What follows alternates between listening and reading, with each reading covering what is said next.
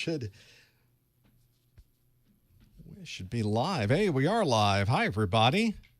Hi, chat room. I'm just kind of getting things together here. Just getting my things all messed up. I had to move some cables around. I'm out of breath.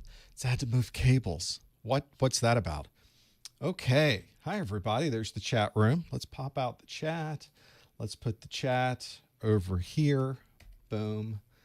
Let's put the rest of this over here. Probably need to put stream health so I can keep track of it. There we are. Hi, everybody. Let's turn up sound in my ears so I can hear myself. Am I happy with this camera? I am not sure. I am not sure if I'm happy with that. We're going to go with that. It looks different up there than it does here. I need to move over a little bit. Okay. We're in good shape, everybody. It's kind of warm, though. These lights got turned on. This is why we have a pre-show, so we can get all of this straightened up. We got about 9 minutes before we get started. If you're checking in here for the replay or you're watching this live, we start in about 9 minutes with the Security Plus study group today. So it's a little bit of Security Plus. And then, of course, the after show will be Security Plus as well. Now, if I can connect to my own wireless network, oh, the irony, and finally connect out, I'm trying of all things to sit here and not get up and change manually the air conditioning. I'm trying to use modern technology, and it's not working out for me. Got to tell you. There it goes. And this needs to come way down because it gets hot in here. There we go. Hi, chat room. Hi, everybody. Thanks for being here. Andy's here from Sacramento, California. There's London. That's the London in the UK, not the other ones. Canada's checking in. Good to see you folks. Got a few folks checking in. Let's see. Do I have a clock up so I can keep track of this? No. There we go. Now I can. This should probably be up and running. Boom. That looks good. And of course, just then, someone, this is probably FedEx delivering the thing that I was hoping they would deliver before I went live. That's how it works, isn't it? Let's see who's in the front of my house. Yep, FedEx. Well, I hope it all works out. I'm sure it will. We're doing all Security Plus today. I have all new questions. Okay, recording here, recording there. That's good. Cameras are looking good. Got books and things ready to go. I think we're in good shape, everybody. You know what I haven't done? This obviously doesn't help for live, but it might be good for a replay. Haven't done that yet. Needs to point at the camera, get rid of some of the glare. There we go. That's better. Try that out later. I think it's a little hot. I think it's a little bright. But my monitors are not calibrated, so what looks bright up there, I think may not be actually all that bright. I kind of have to look afterwards. I've been playing around with the camera. I can never keep well enough alone. So we go back and forth on that one. That's okay. We got a lot to work through in the study group today. I think I've got a little bit of extra things to go through in the after show. We'll have to see. What happened to the Take 10 questions? Nothing happened to them. They're all there. You're welcome to see the Take 10 questions. They're all available. So you got that going on. Hey, Cincinnati and Mesquite, Texas, and Virginia and Massachusetts and Atlanta and Chi. I think that's Chicago. Chicago's here. DC's checking in. There's Houston and Virginia. I think I've got everything ready to go here.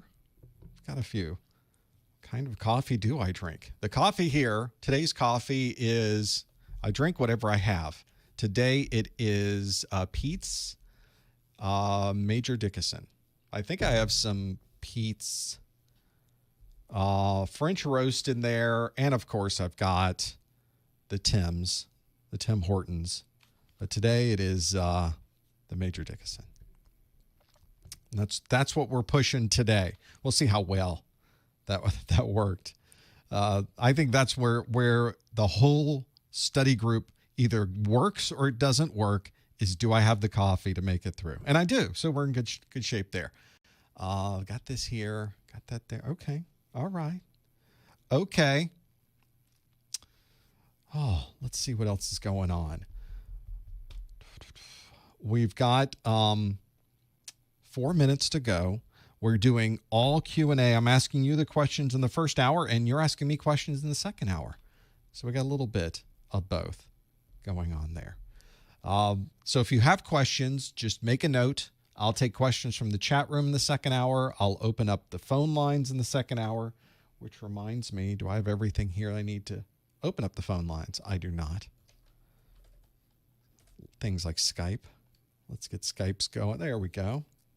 The Skypey, that'll be there when I need it. And I think I already have on the laptop, which is how I answer the phones.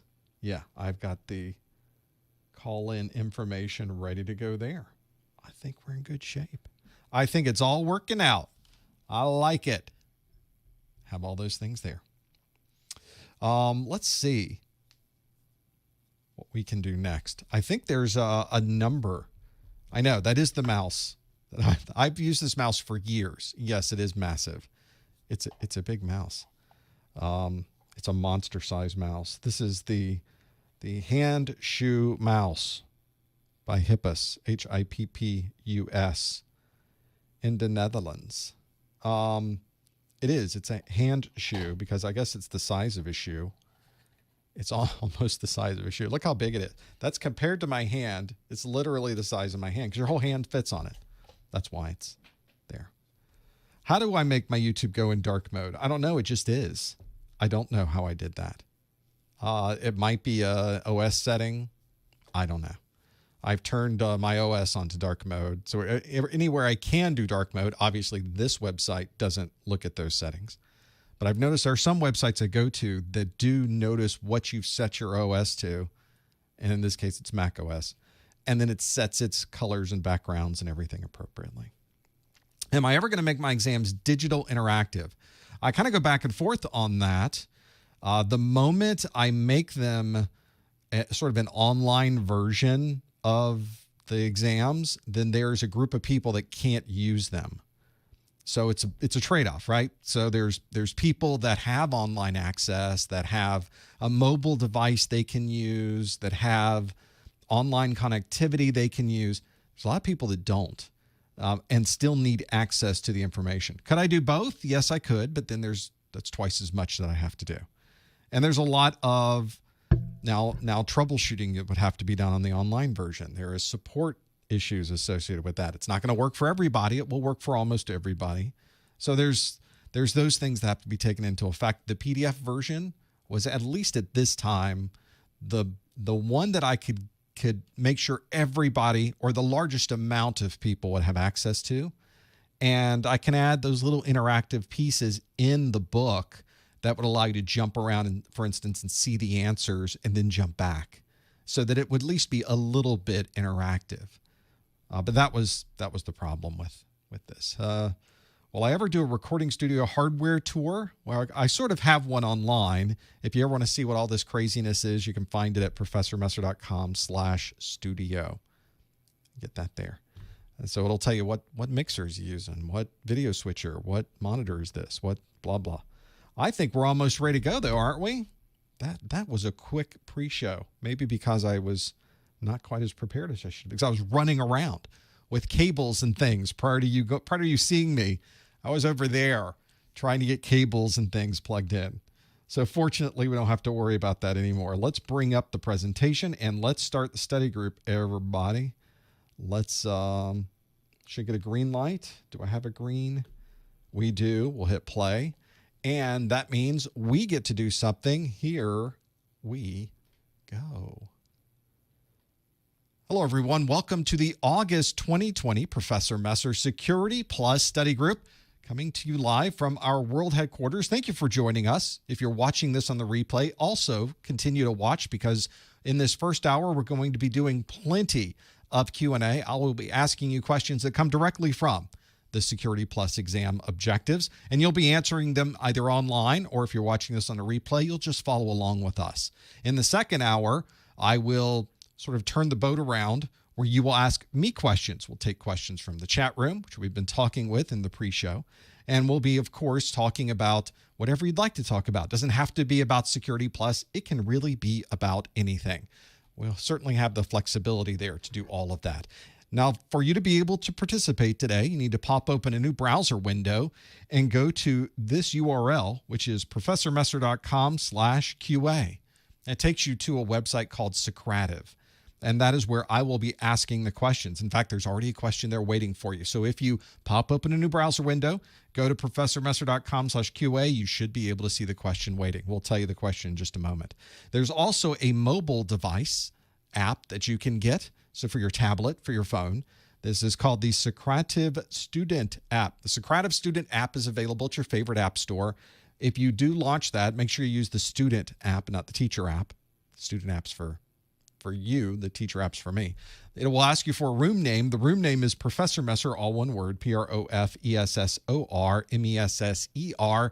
Make sure you spell it right, or you will find there's no questions, there's no people. It would be a barren wasteland. We don't want that either. Now, if you do all of those things, there will be a question waiting for you. This is a question from last month. We call this our rewind question to get us started. And the question from last month asks, which of the following would be the least volatile? The possible answers are a CPU register, a file in the temp folder, an application executable file, a network topology, or an ARP table. Which of the following would be the least volatile? Would it be a CPU register, file in the temp folder, application executable file, network topology, or ARP table? We'll come back to that answer in just a moment. Lock it in at professormesser.com/QA. And always, no answers in the chat room, please. Well, of course, no hints in the chat room. We don't want that to happen either. Well, thank you for being here. We're able to do these monthly study groups thanks to your ongoing support. Of course, you are probably aware that every single one of my training videos is available for you to watch online for free. You can find every video I create for every course at professormesser.com/YouTube. There are also, for Security Plus, weekly study questions that I post to Twitter at professormesser.com/Twitter. And I post the same thing to Instagram. If you're an Instagrammer, you'll find the same thing over at professormesser.com/Instagram, with the bonus of there being a pretty picture to go along with it, because it's Instagram. Why wouldn't I do that? Our Security Plus questions usually come out on Thursday. So as we're recording this, we are recording it on a Wednesday. This is the 19th. So tomorrow will be the next Security Plus pop quiz question. Keep an eye out for that. We're going to talk today about the Security Plus. The current version of the Security Plus is the SY0-501 exam. That's the current version of the exam. This was an exam that was released in October the 4th of 2017, and CompTIA has told us that the last available time that you will be able to take the 501 exam is July of 2021. So as we sit here in August of 2020, you have 11 months before that exam goes away. That is plenty of time to study for that. If you are currently thinking of studying for Security Plus, study to take your SY0-501. If you're currently in the middle of studying for your Security Plus, keep studying for that SY0-501. There is a new version of the exam coming out in November of 2020 called the SY0-601. And you'll notice there's some overlap between November 2020 and July 2021. You could take either one of those. On my YouTube channel, I have a video that describes why I think you should not wait to take the SY0-601. Everything is pointing to you taking the SY0-501, the existing version. The biggest reason is never wait to get certified. And of course, there's other reasons in there as well. You'll find out more on my YouTube channel, professormesser.com/YouTube. You might want to go have a look at that. It's a single exam. You get a maximum of 90 questions. You might get fewer than 90. It's a 750 that you need to score on this weird scale from 100 to 900. And you'll get a mixture of multiple choice questions and performance-based questions. We're going to do a performance-based question here in just a moment. Before we get to that, I want to remind you that if you've gone through my videos, you know there is a lot of content there. And of course, I've taken all of that content from every single one of my videos, and I've created a set of study materials for you called my course notes. These course notes have everything in them for all of those. This is 94, 95 pages worth of content. So every video, all of the text, all of the important graphics and tables and information from all of my videos are in these set of course notes. There is no more comprehensive set of notes that you will find anywhere for my videos than these set of course notes. And if you're following along with the videos, it's a great way to follow along. If you've already watched the videos, it's a great review you can use so you don't have to go rewatch the videos. You can read exactly what was on the videos from these course notes. You can find out more about these at professormesser.com/securitycn. That's security course notes. That's what that stands for. Find out more about that at the website. Also, a way that you can help support the website is before you visit Amazon, visit our site by going to professormesser.com/Amazon and then continue on to Amazon. You pay the same low price you already pay at Amazon, but they give us a little bit of a commission, a little bit of a finder's fee, and those little finder's fees help keep the lights on here. That's at professormesser.com/Amazon. I've also got some Security Plus practice exams on my site at professormesser.com/take10. That's professormesser.com/take10, TAKETEN, as in 10 questions. So the little 10 question test that you can take, they are taken from previous study groups. So you'll find that we have an archive there. You can go back and have a look at that. There are also video replays of this available immediately afterwards, and you can find an audio replay of this available on my podcast page at professormesser.com/podcast. If you watch the video replay, which is over on YouTube, you'll notice there is not just the video, but timestamps that are created about a day after this. My marketing manager, Lori, who is listening to this right now, is watching this on a replay so that she knows what the timestamps are. She has to go through this whole thing and do the timestamps. So thank you, Lori, for doing that. Chat room, if you like the timestamps, please say hello to Lori. She's watching the chat go by in the replay as well. So she likes to hear from everybody. Please feel free to tell her what you think of the timestamps. She does a great job on them. So we love having those available, and it can help you find things very quickly on the replay as well. There's this question we asked earlier, which is which of the following would be the least volatile? And we're obviously wanting to know which type of data is going to go away first.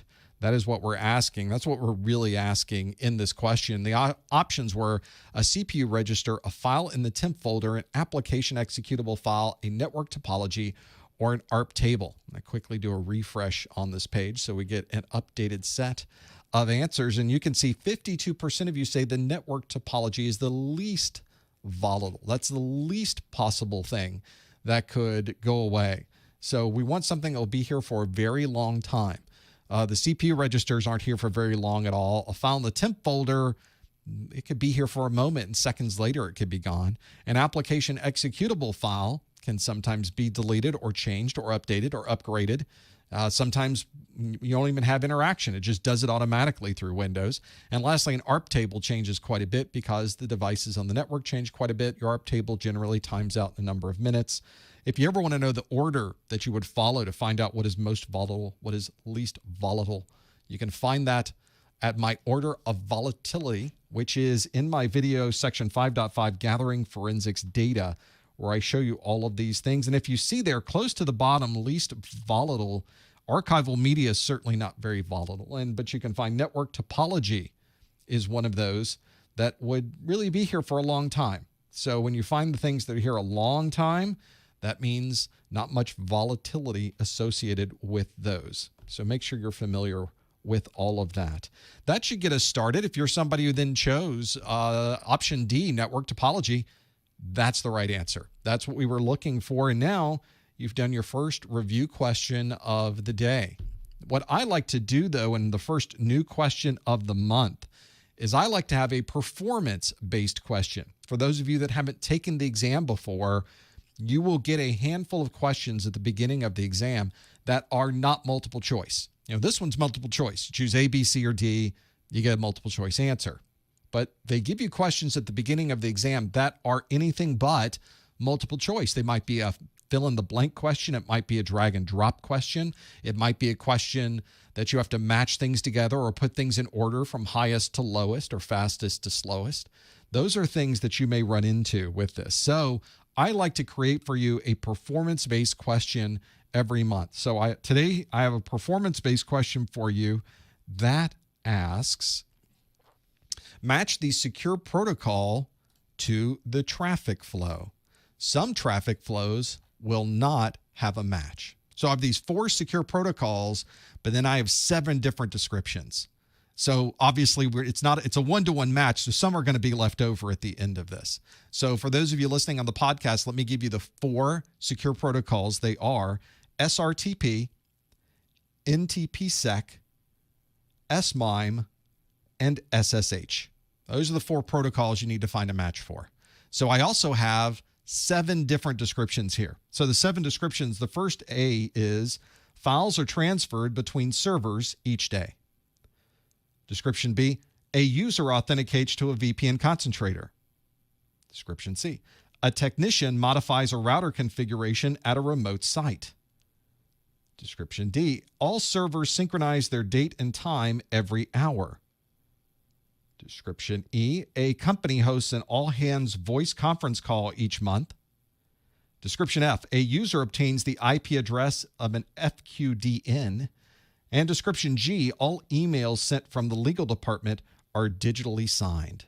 So there is the performance-based question. Now, if you think the first 4 happen to match, then all you have to put online is 1A, 2B, 3C, 4D, and you're done. And there are 3 left over. Now, I can tell you it is not 1A, 2B, 3C, 4D. One of these days I'm going to do that. But right now it is not. It is something different. So see if you can figure out what those are. And then maybe for a little bit of a bonus, see if you can figure out of the 3 that are left over, what secure protocol would be used for that particular function. So those traffic flows, maybe you can figure it out. So that's what you need to figure out is those 4 matches of SRTP, NTPsec, SMIME, and SSH. If you think you know the answers, you can just put them in. It's a fill in the blank at professormesser.com/QA. You can just put them all in one line. If you think 1A, 2B, 3C, 4D, just stick them all together like that. It's not going to compile any answers because it's a fill in the blank, but I'll get to see them as they're coming through. And I'm seeing the messages as we're coming through. You don't have to fill in the whole thing with that. You can even just put in the letters if you want. If you think it's A, B, C, D, or it's the first 4, do that. But remember what you put in, because once you submit it, it doesn't show you what you submitted. You might forget once you submit it. What did I put for that one again? I forget. So make a note of that, at least a mental note of that as you go through it. So I'm seeing everyone putting their answers in, the number of people that are answering. A lot of people are trying to figure this out right now is what do we put them in? How should we put all of these in? So figure those out, see what you think they happen to be. One of the things that we do whenever we work through all of these is we try to figure out the best combination of performance-based questions. So every month is a new performance-based question. You can go back about 12 months and get a different performance-based question every month. So that would be a good way to go back and maybe look at some that you were working through and giving all of those. Yeah, save you a little bit of time as you go through this. Now, a number of you are busy Googling this. You won't find it anywhere. It's a brand new question. I write brand new questions every month. So sorry about that. No Googling. I'm waiting for 2 more people to answer, and we're going to go through the different responses, and there we go. So let's see how you did with this one. Let's start with the very first one, the SRTP. SRTP, we would match that to letter E, a company hosts an all-hands voice conference call each month. That is what we would associate with the secure real-time transport protocol. That is commonly used for voice over IP and other purposes as well. So one that you should be familiar with. Absolutely getting through those. Second on our list, the NTPsec. Now, if you're familiar with NTP, the network time protocol, then you're probably familiar with NTP Secure, the network time protocol secure, and that would match to letter D. All servers synchronize their date and time every hour. So that would be the other on that list. Let's look at the third on our list was SMIME. Now, those of you that are email people, you knew immediately SMIME because you knew what MIME was. You knew what SMIME was probably because you ran into it on one of your email clients, which means this is what letter G, all emails sent from the legal department are digitally signed, would be. So SMIME is a secure multi-purpose internet mail extensions. It is one that allows us to have encryption, public key encryption, digital signatures, and it's integrated into the email client. And as people in the chat room say, that means there's so many other things that can go wrong with the email client. And you're absolutely correct. There is it's always a challenge when you add encryption to anything. There's a whole level of administration that goes right on top of that. Last on our list was SSH. SSH stands for Secure Shell. So we would use that with option C. A technician modifies a router configuration at a remote site. So this is a really good example of a question you would get on the exam, not only from the number of possible answers, and there's things left over at the end, but notice we aren't asking for definitions. I often tell people this is not a test that you can easily learn from a flip card or from a flash card. You have to be able to understand how these technologies are used. The question is not going to ask you, what does SRTP stand for? It's not going to ask you, what does SSH stand for? It's going to ask you for other things. Let's go through the other three, though. There were three more that were not chosen on this. One of the first ones we'll look at that was not chosen was answer A. Files are transferred between servers each day. And let's go through all three of them. A user authenticates to a VPN concentrator, and a user obtains the IP address of a fully qualified domain name. That's what that is, an FQDN. So now we need to fit into this 3 or maybe 4 or more different secure protocols that would fit into this. So a good example of files transferred between servers each day would be something like a secure FTP or FTP secure, depending on what different options you would be using for that. But I would accept either one of those. Those are two very good options for transferring files between servers. A user authenticates to a VPN concentrator, well, something like LDAP, which is secure, which would be LDAP-S, the Lightweight Directory Access Protocol Secure. That's a very good option for a secure type of authentication. You could have also chosen Radius, the secure version of Radius. You could have also chosen Kerberos, but there is a set of secure protocols you have to know for the exam, and LDAP-S is one of those. So TACACS would be another good example of that. Yes, chat room. But TACACS and TACACS Plus weren't in that list. So this was the only one in the list that you have to know for the exam. So you guys are even beyond the scope of the exam, which is great. Let's do the last one, which is a user obtains the IP address of a fully qualified domain name. Well, it sounds like DNS, but it's the secure version of DNS, DNSSEC. DNS Secure, where you have public keys that are posted on the DNS server. If you look at my DNS server, there's a text record that has a public key there for the DNS secure piece, absolutely. The user authenticating to a VPN concentrator would not be IPsec because IPsec is not an authentication protocol. IPsec is great for maintaining integrity of data and encrypting data, but IPsec itself at a user level does not provide authentication. You would have to have something else in the background doing the authentication part to authenticate to that VPN concentrator and talk to the Active Directory server or the LDAP database or the Radius database or whatever database you're using. But that's why it would probably not be a VPN, IPsec VPN for that VPN concentrator. It has the word VPN. You'd think it'd be IPsec, but no, it is not.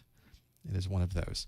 To have that there. So there are all of the answers. We filled in all the different pieces of it from the 1E, 2D, 3G, 4C, and then A, B, and F were the SFTP, LDAP-S, DNSSEC, and similar protocols. So hopefully that should get your mind thinking about this. If you're still wondering about secure protocols and which ones you should know about, and which ones and how they're used, you can always go to my SY0-501 video in section 2.6. The video name is Secure Protocols, and you can learn all about it. Well, there's your performance-based question of the month.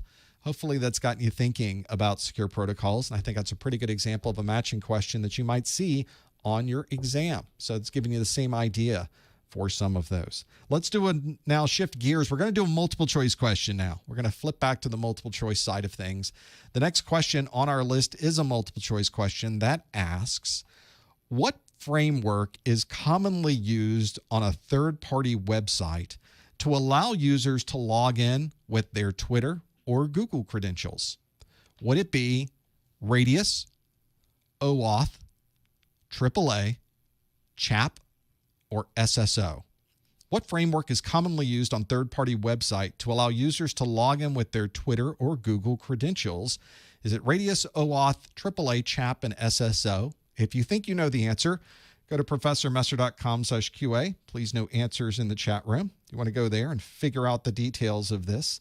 This is one where if you're ever in this case where you're trying to figure out these details on the exam, see if you can get rid of some of them. This may be the chance where you're really going through and trying to figure out, how do I kind of do a 50-50, or at least break down the differences of all of those? Great way to do it. You can go to professormesser.com/QA to lock in your answers. Great way to do it.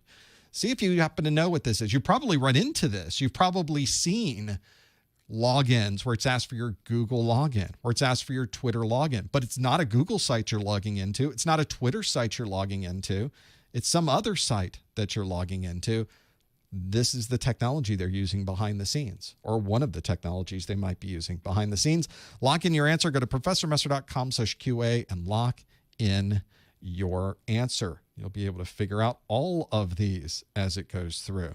Let's see how you did. I'm going to refresh on my side so we can get a pretty good idea of what this looks like. The question was, what framework is commonly used on third-party website to allow users to log in with their Twitter or Google credentials? Radius, OAuth, AAA, CHAP, or SSO? And we sort of have a mix. We definitely have a majority with the 60% of you saying OAuth is the right answer. 33% of you, so it's SSO. So almost, well, definitely a third say that it's SSO. And then single digits for AAA. 2% said Radius. 1% said CHAP. Nobody thought it was those. So we're really in the running for OAuth and SSO for both of those. So which one would you be using if you were logging in with your Twitter account, or you're logging in with your Google account, you're on a third-party website? It is most likely behind the scenes that you are using an authorization framework called OAuth. That is the very common authorization. This is a method to authenticate from that location based on a standard that was created by Twitter, Google, and other people that were in the industry. And this is why very commonly you'll see Twitter listed. You'll see Google listed as one of these options to have this here. OAuth is providing an authentication to an application. So in many ways, it's providing you with at least a way to see what type of rights and permissions you have, or type of functions you would have available to do that. Not technically an authentication protocol. If you're using this, it's really OpenID Connect behind the scenes. That is the technology doing the authentication part. And then OAuth says, okay, these are the rights and permissions that person should have to be able to do that. You will find this functionality all over the place. Twitter, Google, Facebook, LinkedIn, and many other locations will use this. And this is one of those technologies you do need to know for the 501. May also have this on the 601 as well. I'm trying to remember back of all the 601, which I'm busy working on right now, to add all of that. OAuth is the right answer for this. So this is one where you've logged in and your credentials were used to determine what type of access you have.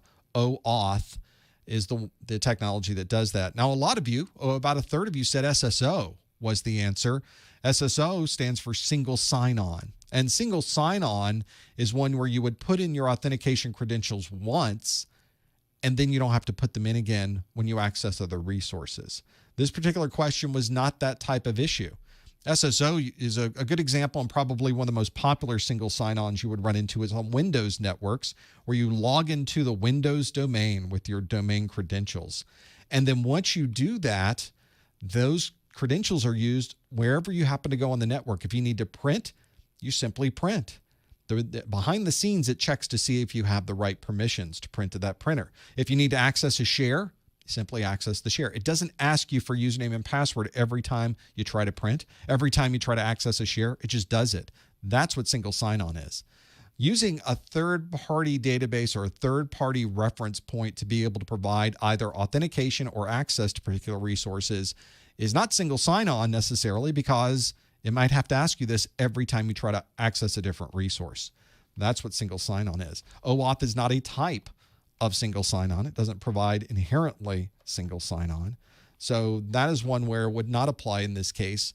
A framework commonly used on a third-party website to allow users to log in with their Twitter or Google credentials may require them to log in multiple times to be able to do that. The authentication part of this technically is being handled by OpenID anyway, which is something completely different to have there. Your right answer here was OAuth. To have those there, that is what you would be working with. And that is the right answer here. Hopefully you're familiar with that. If you're not, you can always go back to my video on federated identities. That's section 4.2, and that's the name of the video, Federated Identities. Let's do another multiple choice question. Get another one of these here as we go through it. The next question asked, a company would like to restrict employees from discussing any company confidential information. Which of the following would be the best way to implement this requirement? Would it be EULA, background check, legal hold, NDA, or adverse action? You got 5 options there. A company would like to restrict employees from discussing any company confidential information. Which of the following would be the best way to implement this requirement? Would it be a EULA, a background check, a legal hold, an NDA, or an adverse action? If you think you know the answer, no answering in the chat room, go to professormesser.com/QA and lock in your answer. Maybe some of you know this one already. I think some of you may have been involved. I have certainly been in cases where I've had to refrain from discussing company confidential information. So in those cases, I had to go through a particular process. So we'll have to figure this out and see what happens to be there. If you think you know, lock it in. No answers in the chat room, please. Instead, you go to professormesser.com/QA, that link right there at the bottom. Pull that in.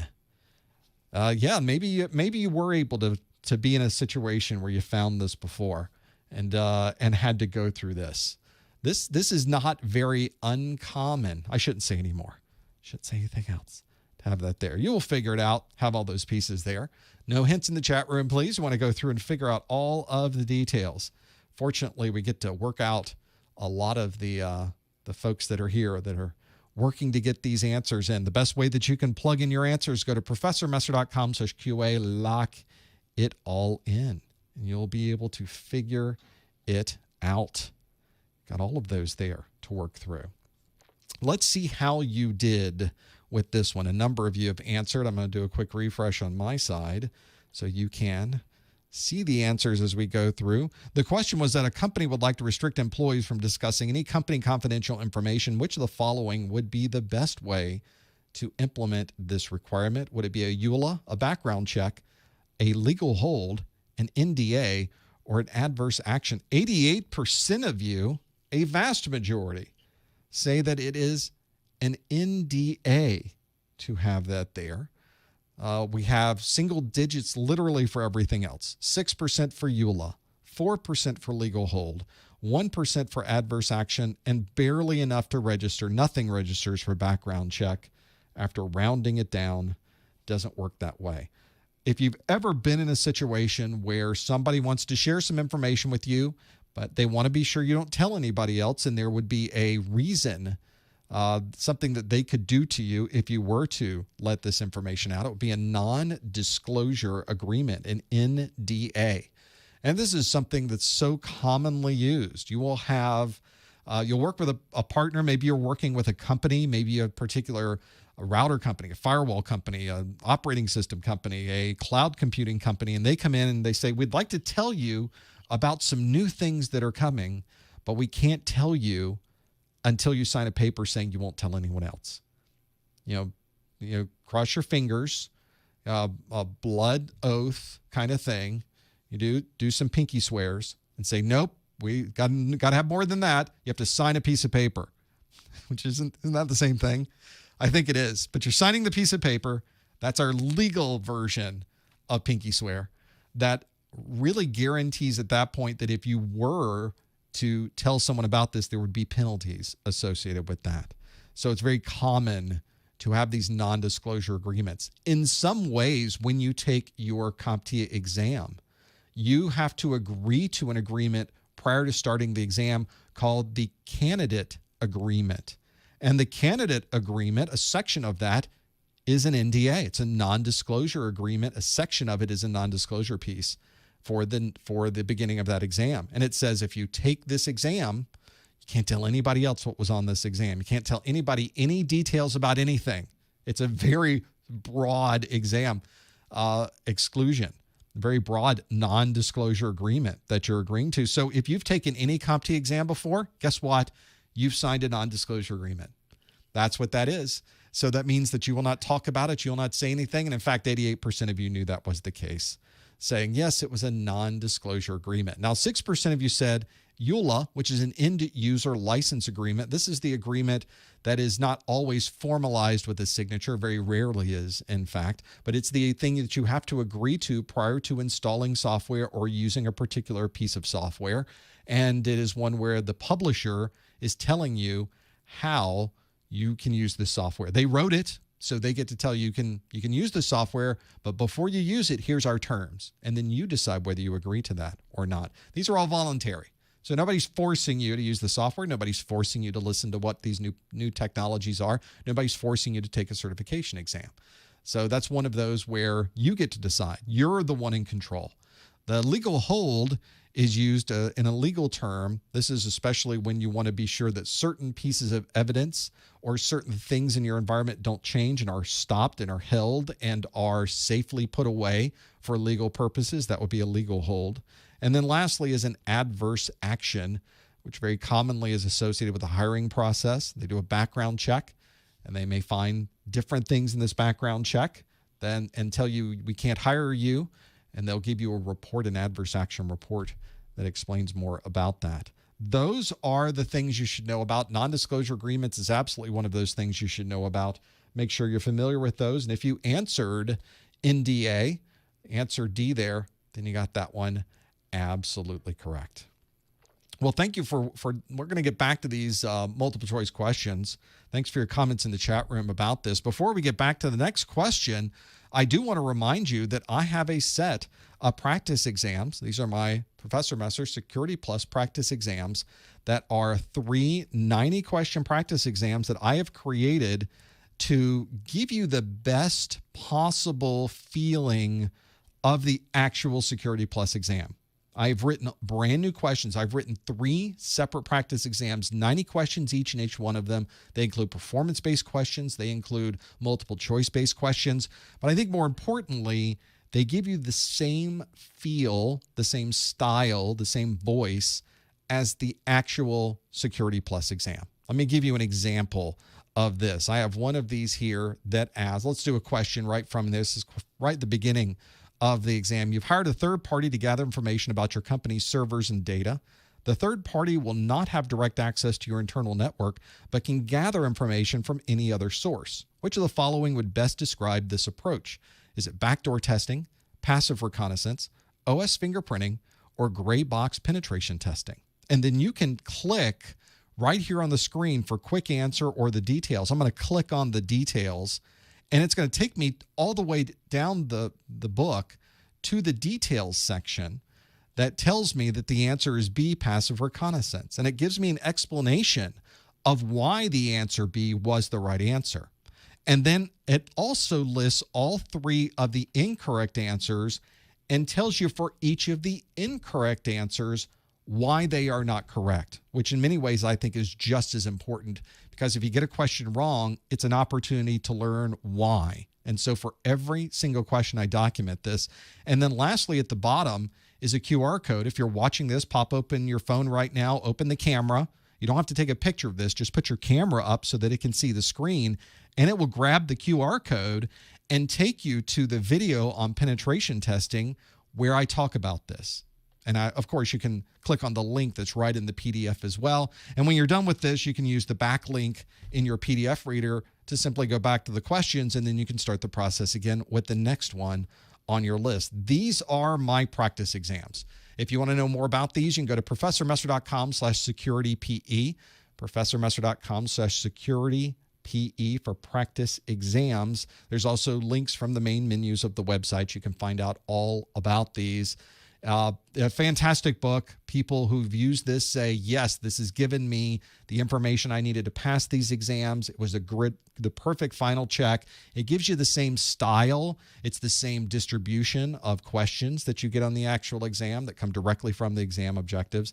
It's 400 pages long. It's a big book because the Security Plus exam is a big exam with big, long questions in it. So hopefully that can help you with your studies. You can find out more at professormesser.com/securitype. Let's do some more. I've got more that we could look at. I got another multiple choice question. So the next on our list asks, a corporation uses a third party to manage a set of decryption keys. Which of these would best describe this arrangement? Would it be a key escrow? Would it be certificate pinning? Would it be a web of trust? Would it be certificate chaining? Or would it be OCSP stapling? It's got to be one of these, right? All 5 of those are real things. I did not make them up. In fact, if you don't know what all 5 of those are, make a note because you need to go back and figure out what all 5 of those are. A corporation uses a third party to manage a set of decryption keys. Which of these would best describe this arrangement? Would it be key escrow, certificate pinning, web of trust, certificate chaining, or OCSP stapling? If you think you know the answer, go to professormesser.com/QA and lock in your answers right there. Please, again, no answers in the chat room, no hints in the chat room. We'll figure out the details. For those of you in the chat room asking about my books, none of my books are available on Amazon. Sorry about that.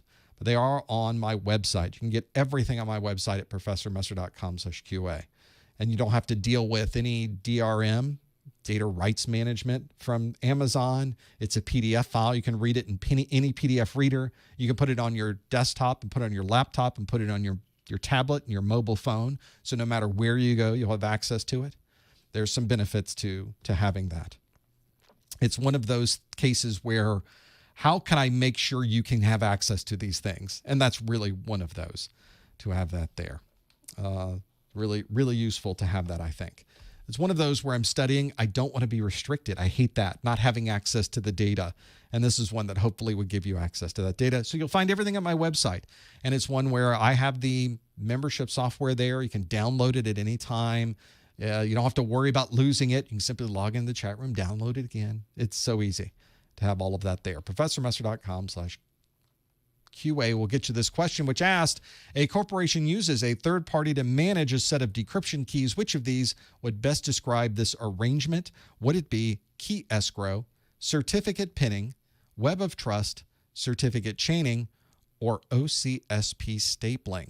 So we'll do a quick refresh. How did we do? Well, 69% of you say, it's key escrow. That's what we would use.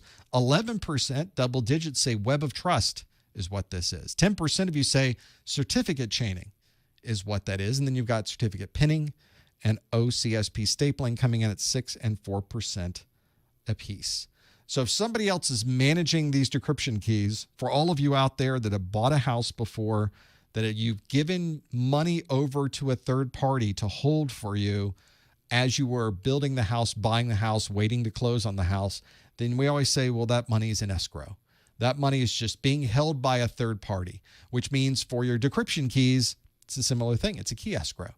Somebody else is holding on to those decryption keys. Maybe they hold on to a portion of the decryption keys, and you have to have multiple people show up to finally do the decryption so that not one person can never decrypt everything.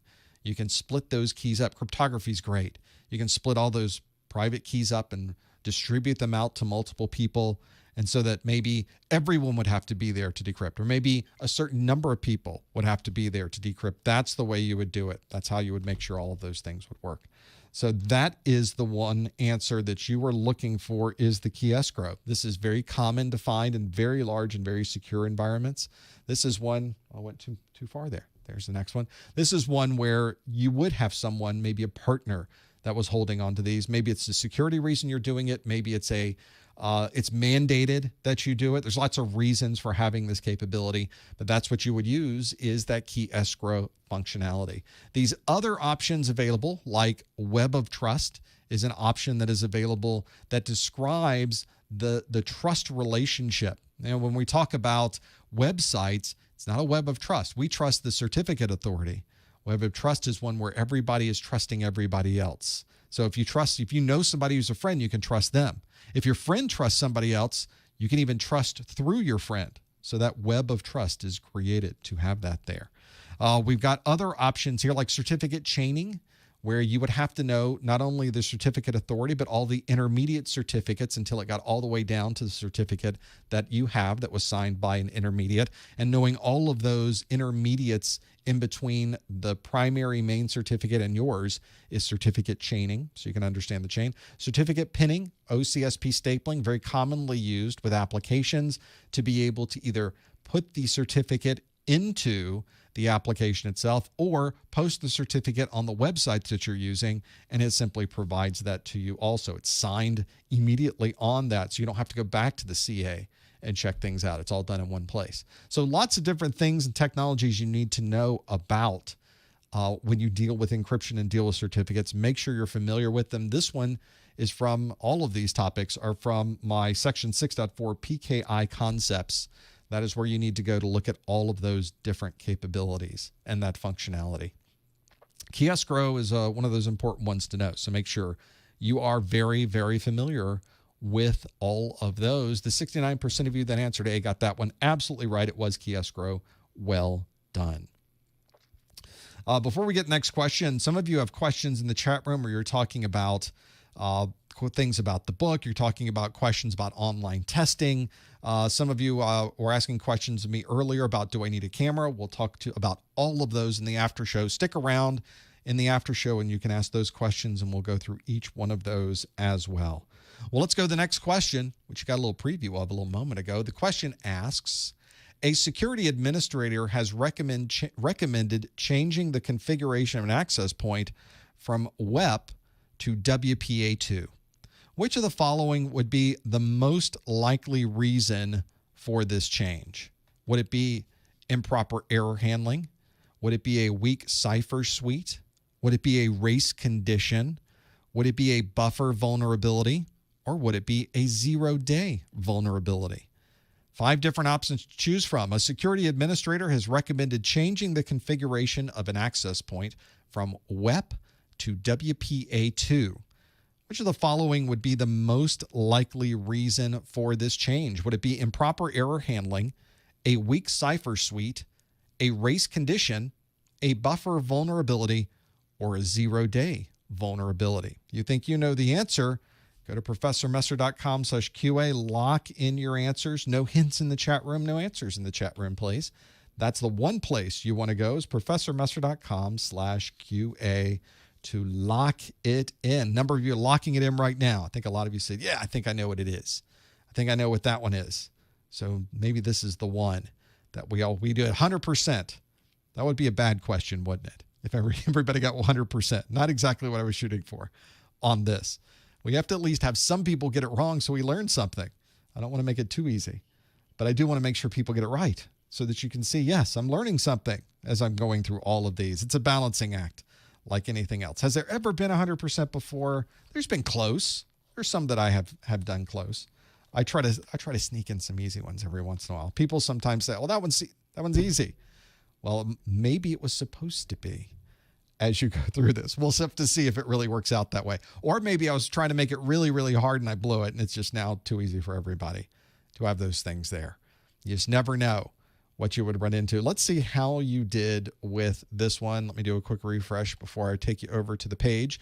The question asks, a security administrator has recommended changing the configuration of an access point from WEP to WPA2. Which of the following would be the most likely reason for this change? Would it be improper error handling, a weak cipher suite, a race condition, a buffer vulnerability, or a zero-day vulnerability? All of these things are bad, by the way, but they would only be really the most likely reason from going from WEP to WPA2 is because WEP is painfully easy to break, painfully easy to hack into.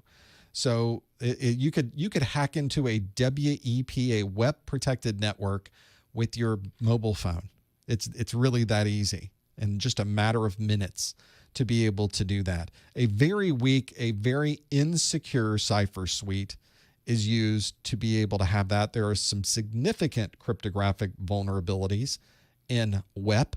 Do not use WEP. In fact, most of the access points you will see today, it's not even an option. It's not even listed there. They have taken it out. But you will still run into people in the chat room saying, somebody's still running WEP. You will see in your career crazy things. You will see things you would not expect to see. You will see things that, of course, you would not believe were really running in the real world. And, of course, you're falling right over it. There it is in the real world, in the flesh, in the bits and the bytes. And there it is running on someone's network. And you just run into it. You just find these things everywhere you go. And so it's not uncommon to run into technologies that you thought were just gone, and you still run into it. It takes a long time to get rid of these things. It takes a long time to cycle through these technologies. And finally, especially with networking, finally you'll retire some access points, you'll bring in some new ones, and you'll need to upgrade from WEP to WPA2 because of these particular things.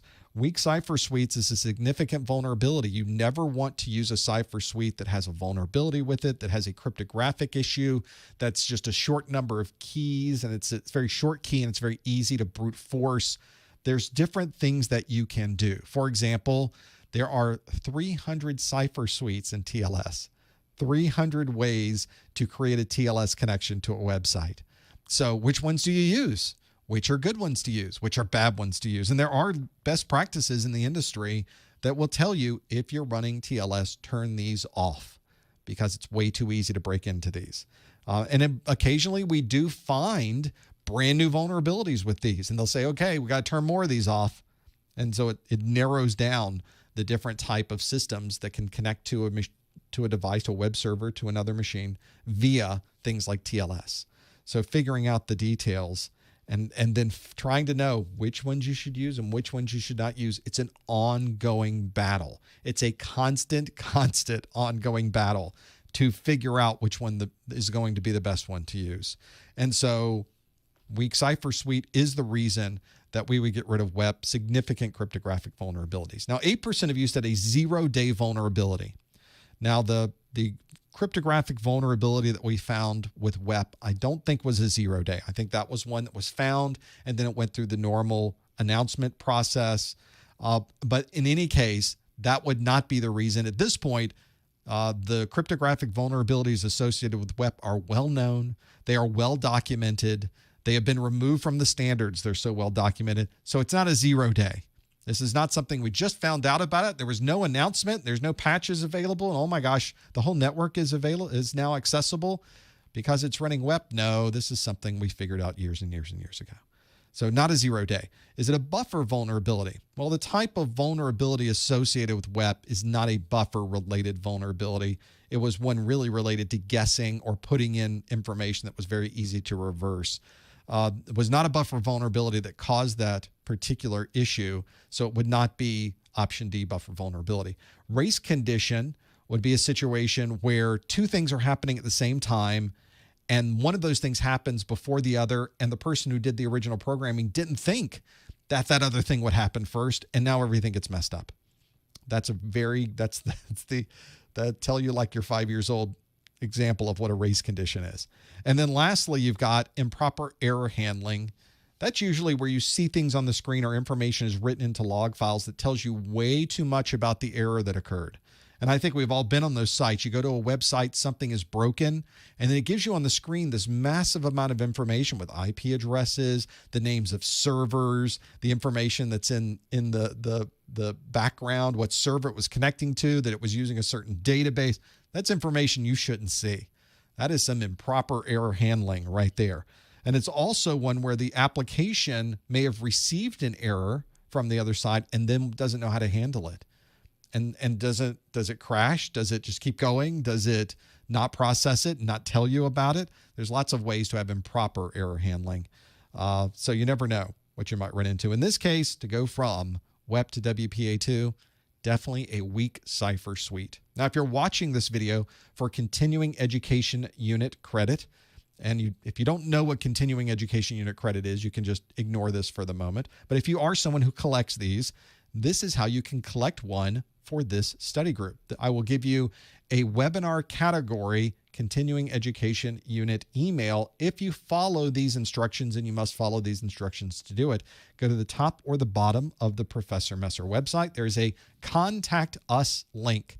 Click that Contact Us link. That will take you to a form where it will ask for your name, will ask for your email address twice.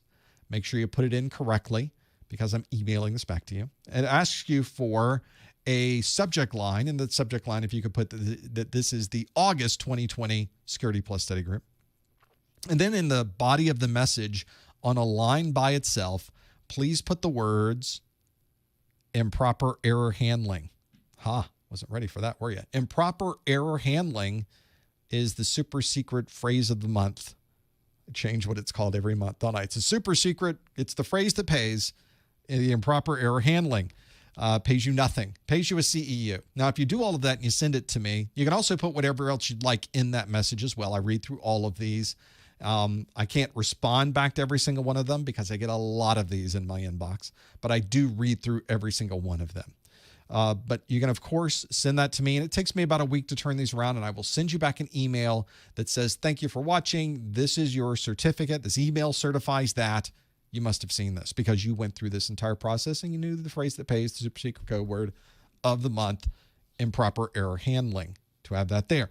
You have to follow those. If you just send me a blind email, it doesn't work because I have an automated process that grabs all that data I just mentioned and puts it back into an email and sends it back to you. And that won't work unless you go through the process I just explained to you. That's how important it is. So feel free to do that. If you're someone who's collecting these, you can collect for Security Plus. I think you need 60 CEUs to renew your certification. You can earn 10 by watching my videos. And that's it. That's your max for a webinar category CEU. So that's the way you do it. If you missed that, you can always go back and watch the replay, I guess, afterwards. Make a note of the timestamp. And you can go back and watch the replay and figuring out those details as well. Don't worry too much about the subject line. If you missed, that's fine. Just make sure that the super secret code word is right, and I'll figure it out to have all of those here. Let's do another question. We got time for another multiple choice question. So here we go with our next question, which asks, a security engineer needs to view the banner of a web server. Which of the following would be the best tool for this job? Would it be netcat? Would it be ifconfig? Would it be dig? Would it be netstat? Would it be ARP? A security engineer needs to view the banner of a web server. Which of the following would be the best tool for this job? Would it be netcat, ifconfig, dig, netstat, or ARP? Those are the 5 different, all 5 of those are real things, by the way. Did not make those up, real things. You do need to know what all 5 of those are. And if you think you know the answer, please note answering in the chat room. You want to go to professormesser.com/QA and lock in your answer. For those of you that are asking about CEUs, there are tons of things you can do to renew your certification. You can collect CEUs. You can take a higher level CompTIA certification. You can take a different industry certification. You can take for Security Plus, for some of you, you can take a renewal online process called the CertMaster CE. For others of you, you can't do that. The current CertMaster CE is only if you took the 401 or earlier, at least currently.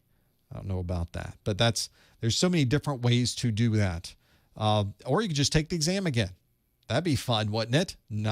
Don't take the Security Plus exam again. That's not what you want to do. And you can't take the same one again. So you can't take the 501 and pass it and then go take the 501 again to renew. Oh, no. Can't do that. You have to take the new one. You can't take the exam, pass it, and then take the exam again. CompTIA doesn't allow that and have those pieces. So that's how you do it. Make sure you're familiar with that process as well. figure out all of those things. Whenever you start going through and figuring out these questions, though, there should be one or two that kind of jump out as you go through all of these. Maybe you'll be familiar with these and be able to do that. Let's see how you did. I'm going to do a quick refresh on this one, and we will go through this and see the question that asked, a security engineer needs to view the banner of a web server. Which of the following would be the best tool for this job? Would it be netcat, ifconfig, dig, netstat, or ARP? And 45%, not a majority, but a plurality of you say it's netcat is what you would use. 27% of you said you use dig. That's how you would do it. 17% of you said you would use netstat. And then single digit, 6% said ARP and 4% said ifconfig. Now, if you need to do some banner grabbing, that's what this is called, when you go out and you grab the banner of some service. This is normally, you don't see this. Normally, you go out to a device, go out to a web server, and behind the scenes, there's all these conversations taking place between your browser and the web server. There's whole kinds of messages that go back and forth that you never see. But from a security perspective, those messages can contain some valuable information. And one of the ways that you'd be able to see that valuable information is with the kitty cat. It's with a netcat, a net concatenator. That's what the cat's for. It's not a cat. I mean, it is a cat. I say it's cat. And this allows you to send information kind of in a raw mode out. So you're not using a web browser. You're just using your keyboard to send this data. So you're pretending to be a browser, and then you can see the information sent back by the web server. So you can listen and see if somebody connects to you. You can send information out to another device and see how it responds. You can scan different ports and just start sending information into those. It's lots of functionality here. And if you're trying to get into a device, this is a great way to do it. There's other utilities that do this. Netcat was one. I use NC on my operating system. I could probably run one real quick since we have a little bit of time. Let's see if I can run a netcat on here. I'm going to bring this up. This is not very big. Well, I guess I can zoom in so we can sort of see this on the screen. Here's my SSH. Do I have this available? Now I've got to remember all my netcat stuff. I don't know that I'm going to be able to do that. We'll do it in the after show because I want to get one more question in, and then we'll do a netcat in the after show because it's kind of fun to do and watch what happens when you send these things back. The netcat can be very valuable because sometimes these devices will send you back information that you were not expecting. You end up knowing what version of a service is running out there on that remote machine. Then you can go through your list of all the known vulnerabilities for that service and then perform those vulnerabilities against that machine and then see if you were able to do that. So making that happen. So that is the way you would make that happen. People in the chat room said, yeah, you said the other day port scanning was bad. Port scanning, if you do not have permission on somebody's network, is very bad. It's a very bad thing to do. But I'm going to do a netcat to a website on the internet where I do have permission. And I will show you that. And you have permission too. You could do it if you wanted to. So I'll show you how to do that in the after show. That's my little wait for it to have all those capabilities there. Now we have, I know we're at the top of the hour. Let's fit in one more question. Folks in the chat room wondering, how can I legally do a netcat? I will show you how you can legally do a netcat. Do not worry. There's actually many sites on the internet that will allow you to do it and legitimately. And in fact, you can even do some port scans to these as well. Let's do one more question, though. Here we go. Next question asks, a computer used in the lobby as a job application kiosk is configured with printer installation disabled and all removable storage options disabled. Which of the following would best describe this configuration? Would it be EAL? Would it be patch management? Would it be application whitelisting? Would it be separation of duties? Would it be least functionality? Those are 5 different options. A computer used in the lobby as a job application kiosk is configured with printer installation disabled and all removable storage options disabled. Which of the following would best describe this configuration? Is it EAL, patch management, application whitelisting, separation of duties, or least functionality? See if you happen to know what it is. You can always answer at professormesser.com/QA and lock it in to figure out the details. Maybe you happen to know what this one is. Maybe you've had to configure one of these devices before. It'd be even worse than that. You've had to do this. So good luck to you in answering this question and figuring out the details of that one. This is one, whenever I get into this and trying to figure out the details, this can be a challenge to really step through all of these. See if you happen to know. And you may have used this kiosk. You may have walked in. If you've ever walked into a Home Depot or a Lowe's, as you're walking in the door, right there to the left or the right, I guess depending on your store, there's a little kiosk there. And that's there just so people can walk in and put in an application. Very useful to have that there. And it's one of those, I think, that when you get into it, might help you a bit. And you might even be responsible for managing the device and have all of those there and breaking them down. Let's see how you did, though, at those. Oh, is the one at your Lowe's not working? You need to open a ticket. That's what you need to do, because they love that. The folks in IT at Lowe's, they love you if you'd open a ticket. That'd be fantastic. Let's see how you did with this one. A computer used in the lobby as a job application kiosk is configured with printer installation disabled and all removable storage options disabled, which is probably a good idea. Which of the following would best describe this configuration? Is it EAL, patch management, application whitelisting, separation of duties, or least functionality? This is configuring the device so it has the least possible number of things that it can do. You are setting up this kiosk to have least functionality. You don't want it to be able to do anything but what it is there for. It should only be a job application kiosk. It should not be a problem with somebody trying to hack into your network, for example. So that is one very useful to have there. Disabling things like removable storage devices, disabling things like the ability to change the print configuration, to set up and get to a command prompt. Those are things you don't want. Don't allow it to use the run functionality inside of the operating system. And a good point, as people in the chat room mentioned, if you're managing one of these corporately, you just set it up with a very restrictive GPO. So the way to really restrict what this is doing is a least functionality. That's what we're trying to do. It would not be a separation of duties. There's no people here that we are separating what they are doing. It's a kiosk. So there's not multiple ones that you're able to use. It's not application whitelisting because it's not limiting what applications can run. It's limiting operating system functionality. It's not EAL, which is a standardization for how secure a workstation is. It's more of a governmental type function and does not describe the configuring and turning off of different features. It describes more of how secure an entire operating system might be, and it gives a value of how secure that is. Not quite exactly what this question is describing. And then patch management, of course, is being able to maintain a system and have the latest set of patches there. What we were looking for here was absolutely least functionality. So you can only do the bare minimum of what is required. This can take you a long time to figure out. This can be a big one to have to figure out. Do you disable printers? Do you make sure nobody can change the time on the system and break it because you changed the time and now your certificates don't work? If somebody tries to take ownership of system objects, then they have higher level access to the operating system. You don't want that to happen. You don't want there to be a service that somebody's able to log in as. That's a bad thing. So all of the least functionality is what you're really shooting for this particular kiosk. If you answered E, the letter E for least functionality, you got that one absolutely right. All these questions today came from the objective list that you'll find on the CompTIA website at professormesser.com/objectives. There's a link that you could click on and go right over to the CompTIA site to download your objectives. They're free. They're fantastic to have this there.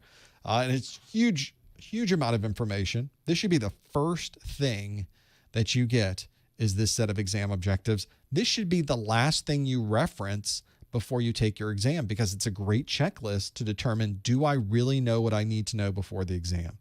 So make sure you're familiar with these exam objectives.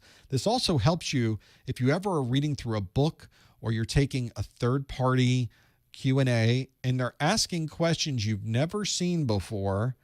Go back to the exam objectives and see if CompTIA even wants you to know that. It's remarkable how many of these books and exams online will ask you information that you don't need to know. The one true source of what you need to know is the exam objectives. You'll find it at professormesser.com/objectives. We do one of these Security Plus study groups every month. We do now up to 4 live events every month. In September, on the 23rd, we have our next Security Plus study group. We have an A Plus study group on the 8th for Core 1. We have a Core 2 study group on the 10th. We have a Network Plus study group on the 16th. And the 23rd is our next Security Plus study group. So that is where you can find where we are having the next live event. You simply go to professormesser.com/calendar, and you will know when the next live event is. Of course, you can look at all the replays on the website already. Well, we're done with me asking you questions, but now is the part of the study group where you ask me questions, and we're going to do a netcat. So there'll be something to do there too. You can follow us, of course, always on the Twitter, on the Instagram, on the YouTube. Go to professormesser.com/ the name of the thing you are looking for. professormesser.com/LinkedIn, professormesser.com/Instagram, professormesser.com/YouTube. Just type in professormesser.com/SecurityCN, Security PE to find the Security Plus course notes and the Security Plus practice exams. Or if you want to go to Amazon, go to professormesser.com/Amazon. And it'll get you there as well. Thanks for being here for this first hour. Stick around for the after show. We'll do a netcat. We'll take your questions. There's plenty more to go through. We will see you next time on the Security Plus Study Group. All right, let's do the after show. Let me type a few things on my side. Click that button, hit that button. There we go.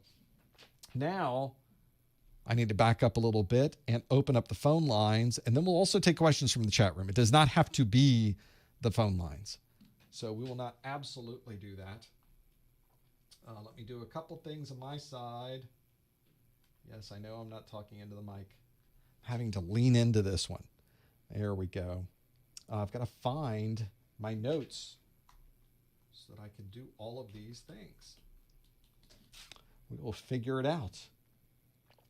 Thank you for being here in this first hour. We have many other things to go through.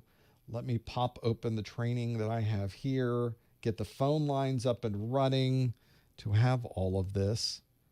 I'll put this next list here. There we go. And okay, let's now call in. I'm going to call into my own show. It's the cloud, everyone. I'm going to host a show in the cloud where I will call into my show, and then I'll tell you how you can call into my show. I will also take questions from the chat room as well, where we'll ask, some of you are asking questions now about CCNA, Renewing Security Plus. We'll talk about that in just a moment and have all of those. We'll talk about what a use case is. There's plenty more to go through. Let me pull up my Skype. Let me call with my Skype into, I know it's not Skype. I know. But for those of you that go back, way back with me, you'll know what I meant by that. Enter your 6-digit PIN. I will do that. We'll put in my 6-digit PIN and... Welcome, Professor Messer. Why, thank you, nice lady, for welcoming me. Well, that means that you could even call in if you wanted to in the continental U.S. It is a toll-free number, 855-785-RJ45. You can also call in without using all those fancy numbers and letters with a 855-785-7545. That's 855-785-7545. Now, if you are calling in from outside of the continental United States, you can call in with a free on Skype. Skype is a free call because it's on Skype. They will allow you to call a toll-free number for absolutely free. You put a +1 at the beginning, though, so it's a +1, 855-785-7545 to have that there. And the callers, I think you've already filled up the queue. So if you are getting a busy signal, that's that odd sound you hear when you call in. Just wait. As soon as I go through the other pieces of those, you will absolutely go through that and have all those capabilities too. So let's quickly, I mentioned being able to do a netcat, And the place where you can go to do a scan or a netcat is on insecure.org. The site for Nmap, Fyodor says if you'd like to perform your own scan here, you can absolutely do that. You could do a scan, you can do all of those things, and he has a site where you can go to do that piece. We're going to do, though, I'm going to do a netcat. The command on my operating system is a netcat-c, and the site that Fyodor says that you can go to is scanme.nmap. I guess now it's nmap.org. There we go. This is a web server, so I'm going to say port 80. And then I'm just going to hit enter, and it's not going to do anything. It just sits there. Because now I'm kind of in the mode where I have to send something to the web server so that it will respond back to me. So I'm going to pretend that I'm a browser, and I'm going to type in get a / which means get the main web page on that particular site, and send it to me via HTTP 1.0. Just kind of a played out protocol. But you do that, and then suddenly you get this response back. That is the information being sent across the network. That's what the web server sent back to me, was all that information after that. It was a bad request. There really wasn't anything on that page. And then it gave me all this information. He's running Apache 2.4.7 on Ubuntu. Really? He's not. That can't be true. But he's certainly telling me that. Maybe it is true. But now you have to figure out to be able to do that. So very likely a Ubuntu Linux server, and it's saying, nope, that was a bad request. Your browser sent a request the server could not understand, and that's why Apache 2.4.7 and Ubuntu server at scanme.nmap.org on port 80, and that is the results of our netcat. How about that, huh? So you can do the same thing. You can run exactly the same command, get all of that. You can use other tools as well. You can use curl. You can use other things. Curl, though, is a browser. You would see what you would normally see in a browser. Netcat is behind the scenes of the browser. It's showing you all the things the browser doesn't normally show you. So you're really looking at the protocols going back and forth. You could do you could capture packets at the same time. You could do a TCP dump or a Wireshark capture while you're doing this, and you would see the same thing except on a packet by packet basis. So it depends on what you're looking for and how you'd like to see it as to what tools you would use to be able to make that happen. So for grabbing a banner, that was banner information. So very easy to grab the banner. Now I have the banner from that server. And now I know more about it. Based on the banner, it's an Apache HTTP server. It's running Apache version 2.4.7. And it could possibly be an Ubuntu server as well. So now we have a place to start with our whatever we're planning. Whether we're doing something good or something bad, now we have a place to start with those. So that's where that came from. And now you've got kind of a similar thing to lots of tools you could use for this. So those of you asking, can I use that tool? Can I use this tool? As long as you're able to send information over the network and see the responses, yes, you could. For those of you asking about Lori, she's not here. Well, this is a remote scenario. So she's not camera shy. She's just never on camera. So that's kind of how that works. For those of you wondering, she does not work in my studio. She works in her own studio, wherever it is. That's the beauty of, I think we're all in that position right now, aren't we? We're working from home. So same scenario here too, of working from home and having that functionality. For those of you asking earlier, questions, can a CCNA renew a Security Plus? It cannot. It can work towards and give you CEUs, I think, but it will not give you enough CEUs to renew the Security Plus. Now, the CCNA Security can. So most people, when they say CCNA, they're really referring to the CCNA routing and switching, although now the whole nomenclature has changed. So now there's a different set of terms that we use for that. So you may want to check the CompTIA website. They tell you exactly what certifications renew what. And you can always ask them as well and open a ticket with those guys. They will tell you all of the details of that, have those pieces too. And that might help you as well and have all those pieces. Some people are saying, just realize that's a green screen behind you. No, it is not. It's not a green screen. I assure you that's real. Let me throw my book into the green screen. There we go. Or I just threw my book on that green screen. Nope, it's not. It's an actual, real background. It looks like it isn't. It looks like it's very dark in here, but it is not. It's a real one. I promise you to have all of that there. So that's a good question. Glad we have that through. Let's go to the phone calls, and then we'll come back to some of these others that are there. The next call, the first call, the 508 area code is calling. You'll hear the beep. Hi, caller. What's your name? Where are you calling from? Caller. Are you there, caller? Hi, I'm 11. You may want to get a little bit closer to your microphone there and give us your question. So I'm studying Cert Master CE for ICF Plus, and I'm a bit confused with virtualization. And I'm so sorry, I'm just not able to make that out. You may want to try calling back with either a directly connected microphone or back on a traditional phone if you have that capability.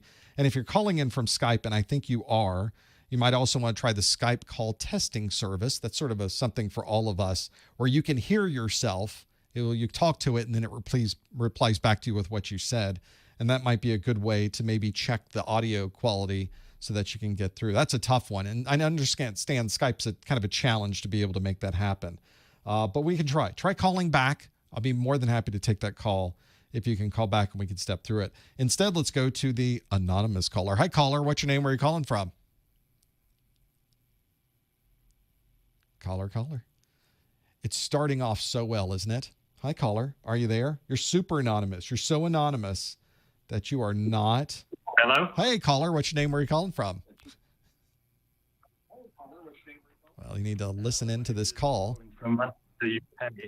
What's your question? My question is regarding the Security Plus. I can see that the Security Plus is like sort of more analyzing, but how about a bit more technical in regards to penetration testing, for example?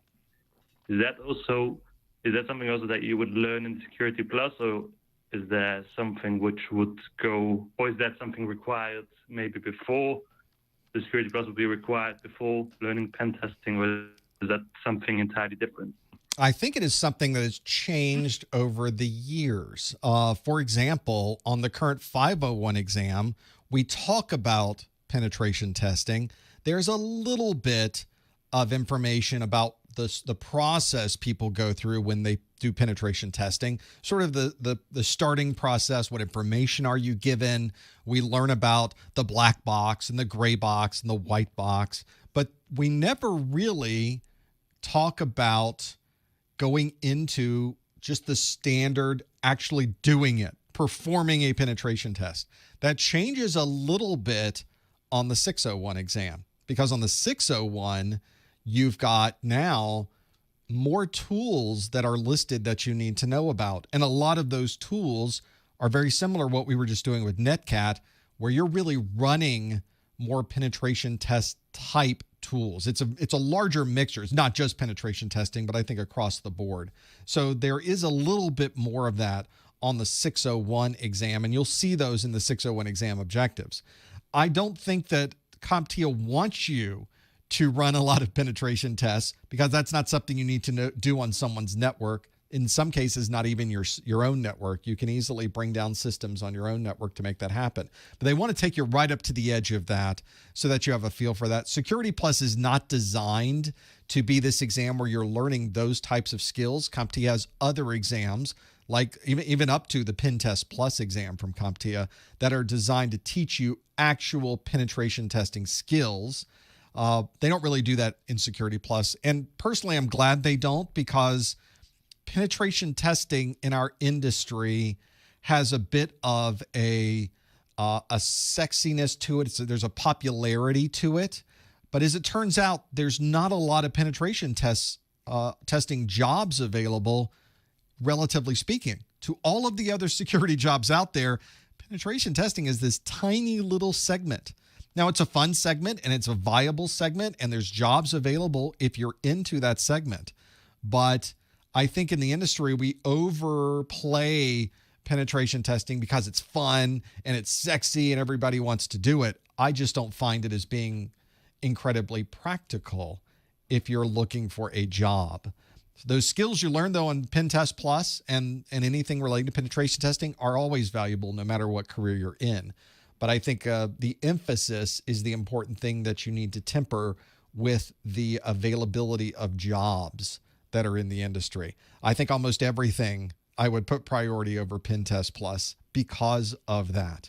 Unless it's just something you know about, you're interested in, that's a passion for you, you really like doing it, you really want to find a job, I get it. But there's so many more jobs available in IT security that are well beyond and outside the scope of pen testing. So that's it's a great place to go with it, but don't dwell too much. You really want to focus on the blocking and tackling skills that are all over the place in IT security. But that's more of and you sort of got an opinion piece there at the end. But Security Plus does not expect you to be able to do penetration testing. It's an entry-level certification that should give you an example across the board that then you can look at and go, well, that was interesting, that was interesting, that was interesting. Let's go follow that particular path. And I think Security Plus is a good place to start to be able to do that. Did we lose your caller? Right. Oh, there. Thank you very much. I appreciate the call. It's one of those where if you have a chance to read through the Security Plus exam objectives, please absolutely do that. And you may have to do it for both the 501 and the 601 to really get a feel for it. But it's a good place to go with those and figure out the details. Yeah, in some markets, there are more penetration testing jobs available than others. Overall, in IT security, the very broad corporate IT security jobs, there's a vast majority more of those positions available than penetration testing.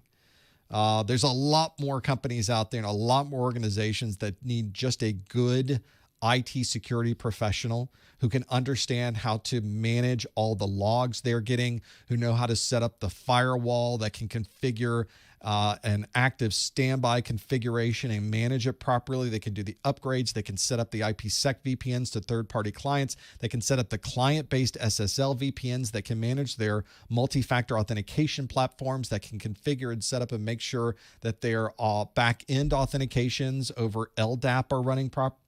All of those things I just mentioned had nothing to do with pen testing. But look at all the things that you could be doing in IT security. And that's just a start. That's just a beginning of those. Back to the phone lines to 714. Hi, caller. What's your name? Where are you calling from? Hi, my name is Jin. I'm calling from Orange County in California. Well, thanks for calling. What can we do for you? I just want to first say thank you for providing us with those awesome lectures and the study materials. And I'll be taking my Security Plus exam tomorrow. And to let you know, as an engineer yourself, and as myself, I'm an aerospace engineer. Wow. With EIT and NDT, and now I'm doing cybersecurity engineering. So I feel like I'm spreading myself too thin. Certainly a very broad scope. I mean, I want to take your what's your take on it? Well, you've certainly got a good set of skills to work from. And I would imagine in the aerospace industry, of which there's plenty of in California, in Texas, in Florida, and elsewhere, there's plenty of places to go from. And I'm sort of seeing a lot of this lately is that there are people that were working in one type of industry that were hard hit, or they realized when this whole virus thing happened that maybe this was not the job for them.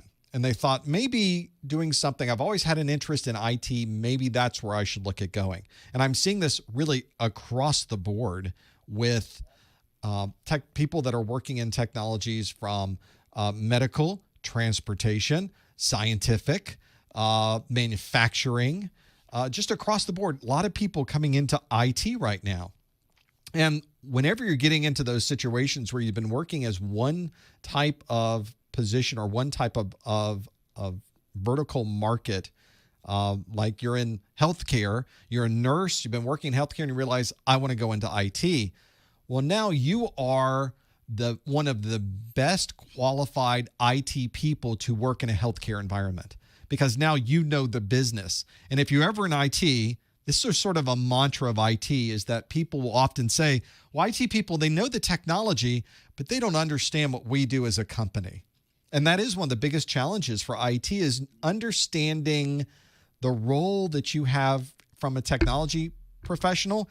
How are you helping the company succeed? If you're a transportation company, how can you transport things better with the IT that you have? If you're a healthcare organization, how can you provide better healthcare with the IT organization that you have? And the IT people need to understand how to do that.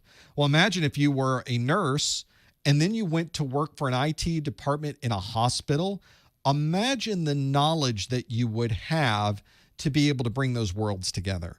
So although it may seem a little weird to have this very capable and functional set of skills on one side, you could bring a lot of those skills to the table on the IT side.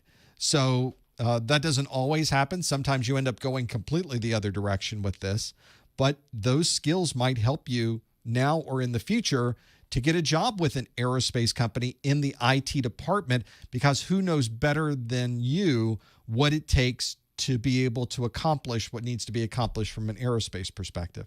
That, I think, is an important set of things you don't just want to throw away. You want to be able to use them if possible. And knowing some of the people you know in the industry might actually help you get that kind of job in IT. So it might be a win-win. Yeah, because most of the time it will be like they will tell me that I'm overqualified, or what do you want to do? Do you want to do engineering, or do you want to do IT, cybersecurity? Don't know which point to start off. This is sort of a problem I ran into as well, because I went from being someone who was a systems engineer, who was very technical, kind of worked in more of a kind of technical evaluation / sales role. And then I moved into management. I was managing systems engineers. And then I realized, well, I hated that. That was awful. And not only did I hate it, everyone hated that I was doing it because I was doing it so badly. And they decided this is not working. So I wanted to get back into a systems engineering role, but now I'm showing up places and saying, I'm completely competent on the technical side. I'd love an SE position. And they look at that and go, well, you're an SE manager. You've had all the smarts sucked out of your brain. I don't think you're qualified for this. I don't think you're the right fit for what we are doing. It's a constant problem, is being overqualified, having not the right fit. And that's why I often will tell people, if you're applying for a job somewhere, you may want to minimize the aerospace engineering part of what you do and rewrite that part of your resume to be more IT technical as to what you were doing. If you were working with Ethernet networks, now's the time to put on your resume what you did with those Ethernet networks. If you worked with protocols across the network, okay, they were aerospace protocols, but now you can talk about networking protocols. So please try to, as you're going through your resume, please try to submit resumes that are a better fit for what the person is looking for. You often have to look at the job posting and try to mirror the job posting in your resume. If you aren't creating a new resume for every job posting you're doing, you're not doing it right. You have to customize the resume that you're sending to someone. And we're not talking about rewriting the whole thing, but maybe the first upper third, where you have who you are, why you are a good fit. Don't put an objective piece on your resume. You should instead be talking about how awesome you are. Be put on there that you are a industry professional who has experience in blah, blah, blah, blah, blah. The person hiring you will decide what your objective is. And then you have, of course, at the top of your resume, or you should consider this, all of your skills go at the top of your resume. And those skills should fit what the job posting was asking for. Now, do you have skills that go well beyond the job posting? Probably. especially in your particular role, you probably do. Don't talk about those. Don't mention those. Don't go into those. It's not important. The person doing the hiring knows the type of person they're looking for, and they know the type of skills they need. You need to mold your experiences to fit their view of what they want. Are you selling yourself short? Not really. You're selling yourself properly for what that hiring manager wants to see. And if you're the right fit, they'll figure that out. It's up to the hiring manager to bring you in, to ask you the questions and decide if you're the right fit after that. But you have to make sure that you've molded the resume so that you're not overqualifying yourself. Well, I find the same thing with certifications. People will get 7 different certifications before they've even got their first job in IT. And sometimes I'll tell people, hey, don't put all those on your resume quite yet. You're trying to get a help desk position, and you don't want to scare off the person who's trying to hire somebody. They may think, well, I'm not going to put you on the help desk. You're going to be bored.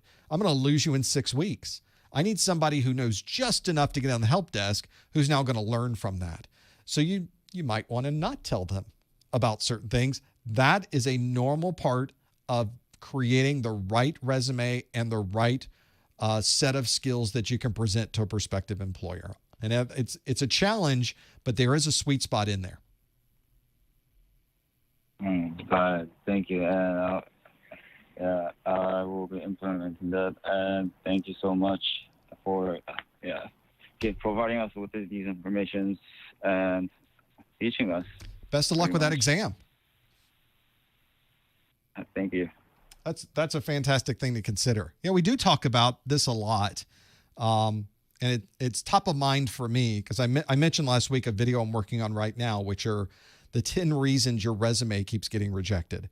And I've really found 10, really more than 10, but there's 10 main areas that people are missing with their resumes. And so I've got that on top of mind, not only because I've got kids that have graduated college and about to graduate college, but they're putting together resumes, they're trying to get jobs. And I'm working with them and thinking, how should we present this? How should we get that information out there? What can we put on that? It is a challenge to have that there. A lot of people holding for a long time. I'll be there with you in just a moment. The chat room, is it safe to say that AES is the best symmetric algorithm now? It's certainly one of the best if you get AES with enough key length. Absolutely. That's probably the majority of what we're using in most cases. AES is so solid. There's no significant vulnerabilities, at least at the higher keys. It's a good one to use. I think that's why you see it everywhere. Will it maintain the test of time? We will find out. The biggest problem we have, of course, with our current encryption methodologies, both for symmetric and perhaps even more so for asymmetric, is newer technologies making them worthless. So it could be that things like quantum computing will change the face of what we're doing with encryption. We just don't know yet. That's one of those that well outside the scope of what we're doing. But today, right now, AES pretty good. Use that. Work with that. That'll work great for you. Let's go back to the calls. 210 area code. Hi, caller. What's your name? Where are you calling from? Caller. Caller. I hear me. Are you there, caller?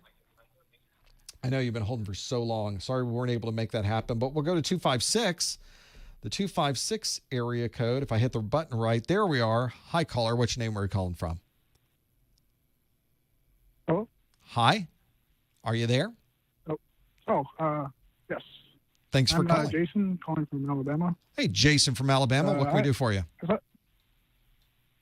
So my question is, I have a few years of experience in IT security and networking, but I've been noticing that a few of my friends have been noticing my experience, and they want to see how they can get their foot in the door or see where they should start. And all I do so far is just refer them to your videos.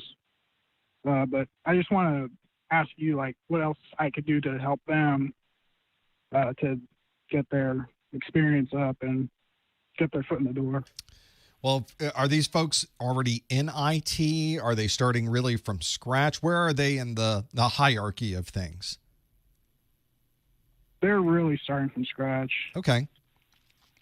one of the things that I tell people all the time, if they want to get into security, and I'm specifically coming from the perspective of someone who's been to hundreds and hundreds and hundreds of different companies and talked to their security professionals and talk to them about what they're doing with security, the infrastructure they have, the projects they have going on, to talk to them about all of the things that make up their job. And the vast majority of them are networking experts. You have to be very, very knowledgeable with networking to be able to work in IT security. There's just no way around it. You have to understand protocols. You have to understand IP. You have to understand how to integrate an active firewall into an existing routed or switched network.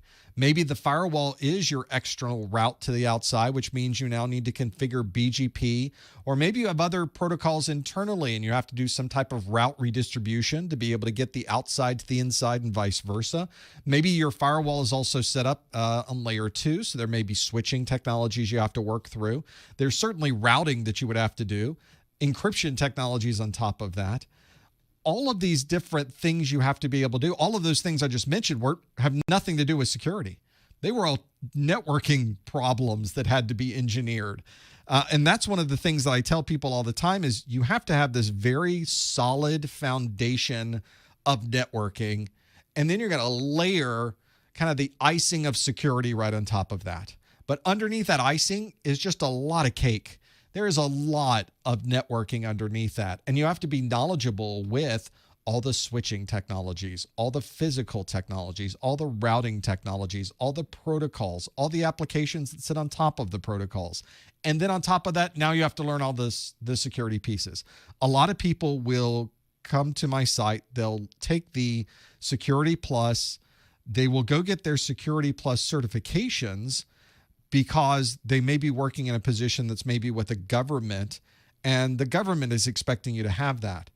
That's, for their purposes, that's a pretty good starting point. That's a pretty good place to begin in those roles. But for everybody else, Security Plus may not be the best place to start. Networking may be a better place to start. Or even starting at the beginning, maybe A Plus really is the best place to start. We can layer networking on top of that, and then finally get over into the security side. It's the same thing in these companies too. When I started working in security, I would go into to these companies that I've been working with throughout the years. When I had networking products that I work with, I walk in and now I'm talking to the same people except on the security side, because that was the path. They were in networking and then they moved up into security. It's a very common path. It's not the only path. There are many people that start in a security operations center or a SOC, where they are kind of the help desk person in security. There's lots of jobs like that out there. There are a number of entry-level positions in security, but there are not a lot of them. Most everybody's kind of going the networking path and going into security from there. It depends on what's available in your area. In Huntsville, there's tons of networking, security, governmental jobs there. It might be a little different where you live than living, for instance, in Dallas or living in Minneapolis or living in Chicago. Look around at the job postings in your area, do some recon, create a spreadsheet, see what people are looking for, and then you can kind of decide what direction to follow to get the best possible outcome in your particular area. That's kind of a non-answer, but I think the networking part is the same regardless of where you go in security. You're going to need a lot of networking. So, like, I'm talking for, like, people that are, like, getting into IT in general, not just IT security. In those cases, it kind of this fits. person specifically has. Your first job is going to be a help desk. Your first job almost always will be some type of support role. Maybe it's a help desk. Maybe it's a field support person. They want to put you in the grunt job first. They want to put you in the job where you're helping people, you're talking to people. They want to evaluate your technical skills. And perhaps even more importantly, they want to evaluate your people skills. If you say bad words to people a lot, they may decide maybe you're not the best fit for working with people. If you're someone who listens well, you're able to ask questions well, and then you're able to combine that with a knowledge of how to do troubleshooting, Those skills will lead you a very long way in IT. Knowing those blocking and tackling fundamentals, knowing how to talk to people, how to ask questions to go down the troubleshooting path, and then figure out where you should go next is an incredibly important set of skills. So that's where people will start, is in that type of role. And as it turns out, you're never leaving that role in IT. We always say help desk is such a horrible place to be. Well, as it turns out, it's the same job when you get out of the help desk. It's just a different chair that you're sitting in. You're still troubleshooting, you're asking questions, you're finding a solution. That particular process never changes. But the help desk is very often, or service desk is a very common place to start. That's where people should look to get their foot in the door, because as soon as you do that, it's all up to you where you go from there. If you want to apply yourself and become smarter and learn more about the technology and be more involved with the organization, they're going to move you up. If you're someone who sits at that desk and you hate getting a phone call and you're just looking to get through the 8 hours of the day, you're going to be at that help desk for a very long time.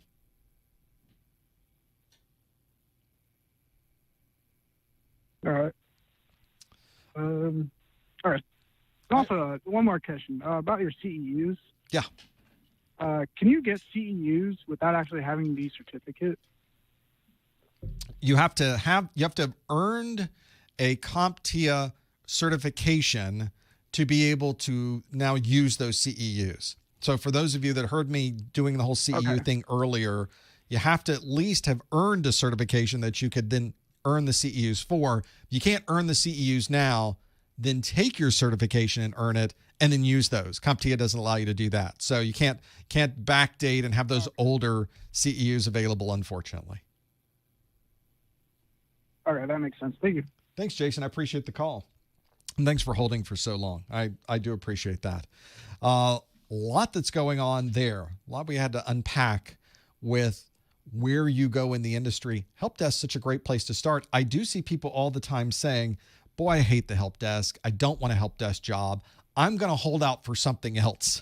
And that's probably a bad strategy in most cases, because the help desk is a great way to get in the door. And once you're in the door, the mobility you have is incredible. You can do so many different things in an environment. You got to get in the door.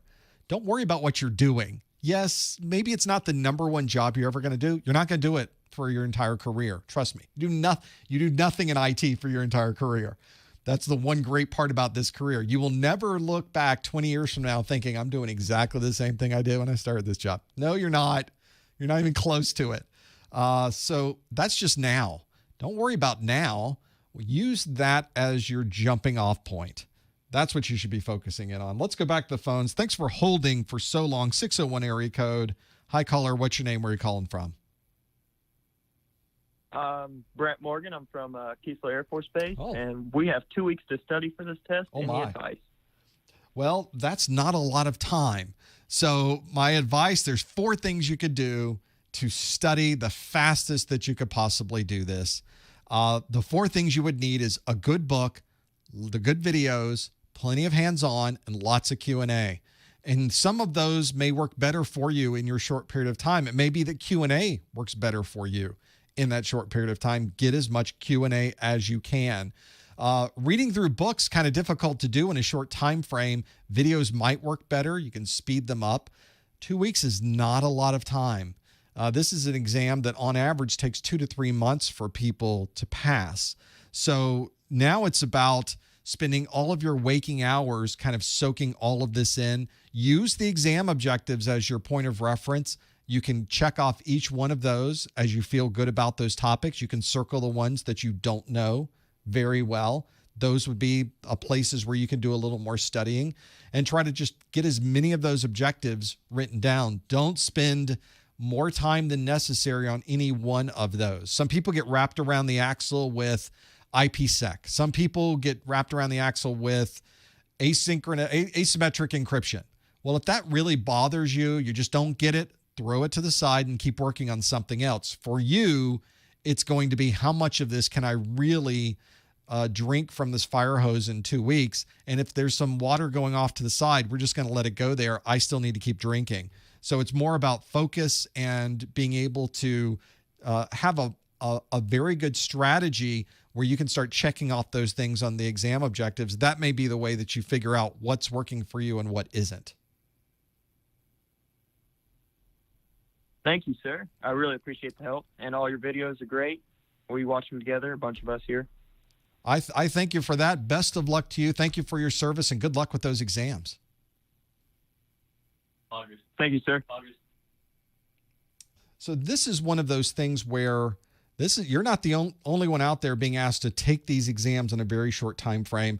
I hear this all the time from people in roles where they're working in a corporate environment and a government environment where they've got to get those exams done quickly. And it's about those 4 things. It's about a good book, good videos, some hands-on. We just did some hands-on, and plenty of Q&A. So those are the 4 we need to work through, is figuring it out and knowing where we go with that. That's an important piece of this, to be able to have that there. So hopefully that can help you as you're working through this. For me, of those 4 things, a good book, you have to know the fundamentals, but I think once I get kind of the basics down, I run through the videos real quick, I run through a book real quick, Q&A really helps me a lot. So for me, I like to have some good Q&A. So your mileage may vary with that one, but that's the way I work through them anyway. Back to the phones, the 202 area code. It's Hassan who is called again. Hi, thanks for calling again. Hi, Professor Hassan. This is Hassan again. I hope you're doing fine, and I just want to thank you for all the videos and the notes and the questions. I had my Security Plus exam at the end of July, and I successfully passed it. So it was a good experience. Nice. I just want to thank you again. And just a feedback that the exam, about the exam. So the questions helped me a lot, the videos too. But the only challenge that I found during exam was the shortage of time. The questions and the exam are very, very long. The answer options are very long. So I had to just, choose a couple of questions at the end because I just randomly picked up an answer. I didn't have time to read and go through them. So, yeah, that's it. I passed the exam. I just want to thank you and I appreciate all you do. I appreciate you calling and letting us know about it. Congratulations, and thank you for that feedback, and other people I think are going to be able to learn from that as well. Thanks so much. Thank you. Have a nice day. You too. I mention this sometimes, and the time that you have is 90 minutes, and you think that's plenty of time. But if you've ever seen, I do this in my practice exams book. When I was creating it, I'm thinking, these are really long questions on this exam. It takes a lot to read through them. It's a big paragraph of information in some cases. Some questions are very short, but a lot of the questions are much longer than the questions you would find on A+ or Network+. So if you're someone where you really need to read through it a couple of times, I do this at the beginning of the exam. I have to read through these questions all the time. And you have to really go through them to realize what they're finally asking of you. Time becomes an issue. It's hard to read through a question and get the answer in less than a minute. So make sure that you work through the time management in your mind of how you're going to get through all of these questions and be able to answer that. Maybe it's jumping from one question to another. Maybe it's just sort of streaming through them as quickly as you can and then coming back and filling in the blanks. Using the flag is also very useful for the exam. So that would be another good thing you can try. Very, very helpful to watch the clock. Just make sure you're familiar with the clock. Before we go back to the phones, folks in the chat room asking, what's a use case? You hear this all the time with IT professionals and saying, well, we would use AES, but it doesn't fit our use case. We would implement an SSL VPN, but it doesn't fit our use case. The use case is simply the scenario that you're put in. Let's say that you have 2 organizations. You're working at one company, and now you're working with this other company that has a product, and you need to connect the networks together with an IPsec VPN so that you can transfer files back and forth easily. The use case for this is going to be a routable point-to-point encrypted tunnel. All right. So what fits that use case? What fits the use case of how you would use this technology? What fits a point-to-point encrypted tunnel that we would use for that? So then you have to go through the list. Well, we'd use SSL VPN. No, it's really more used for individuals connecting in from their laptops. We'd use 802.1q. No, that's trunking between two sites. We'd use IPsec VPN. Yep, that fits the use case perfectly. So we sort of, it's almost a throwaway term. We use that term as if it's so casual, but we use it a lot. It's a good meeting term. It doesn't fit our use case. We have a use case that requires 256 bits of encryption, and this only has 128. So those are times whenever you're in that position, you go, oh, okay, let's find something that fits all of those requirements. Kind of a fancy term for just saying, what do you need it to do? That's what you need to do. Let's go back to the phones. 978 area code. Hi, caller. What's your name? Where are you calling from? Hi, I'm Michael from England. I'm in the second ICF. Oh, you're so far away from that mic. Can you get a little bit closer to the microphone? We can almost make out what you're saying. Wait, can you hear me? That is a little bit better. Okay. I'm studying Cert Master CA for ICF Plus. And I'm a bit confused with virtualization. Would you be able to explain that a bit for me? It sounds like, hey, I hate to be that, but it sounds like you said you're looking for more information on something related to virtualization. Do you mean virtualization in general, or is there a specific type of virtualization you're looking for? Just in general. Okay. Well, this is one we can probably go through and talk very quickly on. This is what I do on my computer. So for those of you that were following along on the study group, let me start something up while we're looking at this. For those of you that were following along on the study group, you know that we were looking at things on my screen like the Q&A that we were doing before. So this is my Mac system. You can kind of tell at the top, it's got those Mac buttons at the top. You can't really see the other parts of this, but if I go down here, there's the Mac bar at the bottom. So you get to see the operating system that I'm using primarily as my desktop is this Mac OS system. Well, on my computer, I'm also running a virtualization platform. And so on that virtualization platform, I'm just going to move this over. In a window, I'm going to resize this window just so it makes a little more sense to everybody. I've got Windows 10 running. So here's a Windows 10 platform this is Windows 10. I'm going to click and you can see all the different things running on this computer. You've got the Windows 10 File Explorer here. I'm running all the Windows 10 menus on the system. But wait, I'm on a Mac. This is Mac OS. How in the world am I running this virtualized platform? Well, it's a virtual machine. It's just a single file on my computer that this software that I'm running on here. I'm running Parallels. And this Parallels desktop is taking a Windows 10 partition that I have on this computer, and it is running it right on the same desktop. In fact, all the screenshots that you see me put into my courses, a lot of the graphics that are in my practice exam books that are Windows related, I'm just building from here. I'm popping open a window, and then I am configuring and running all the different things through this window and running a ping. So I'm running the normal Windows ping.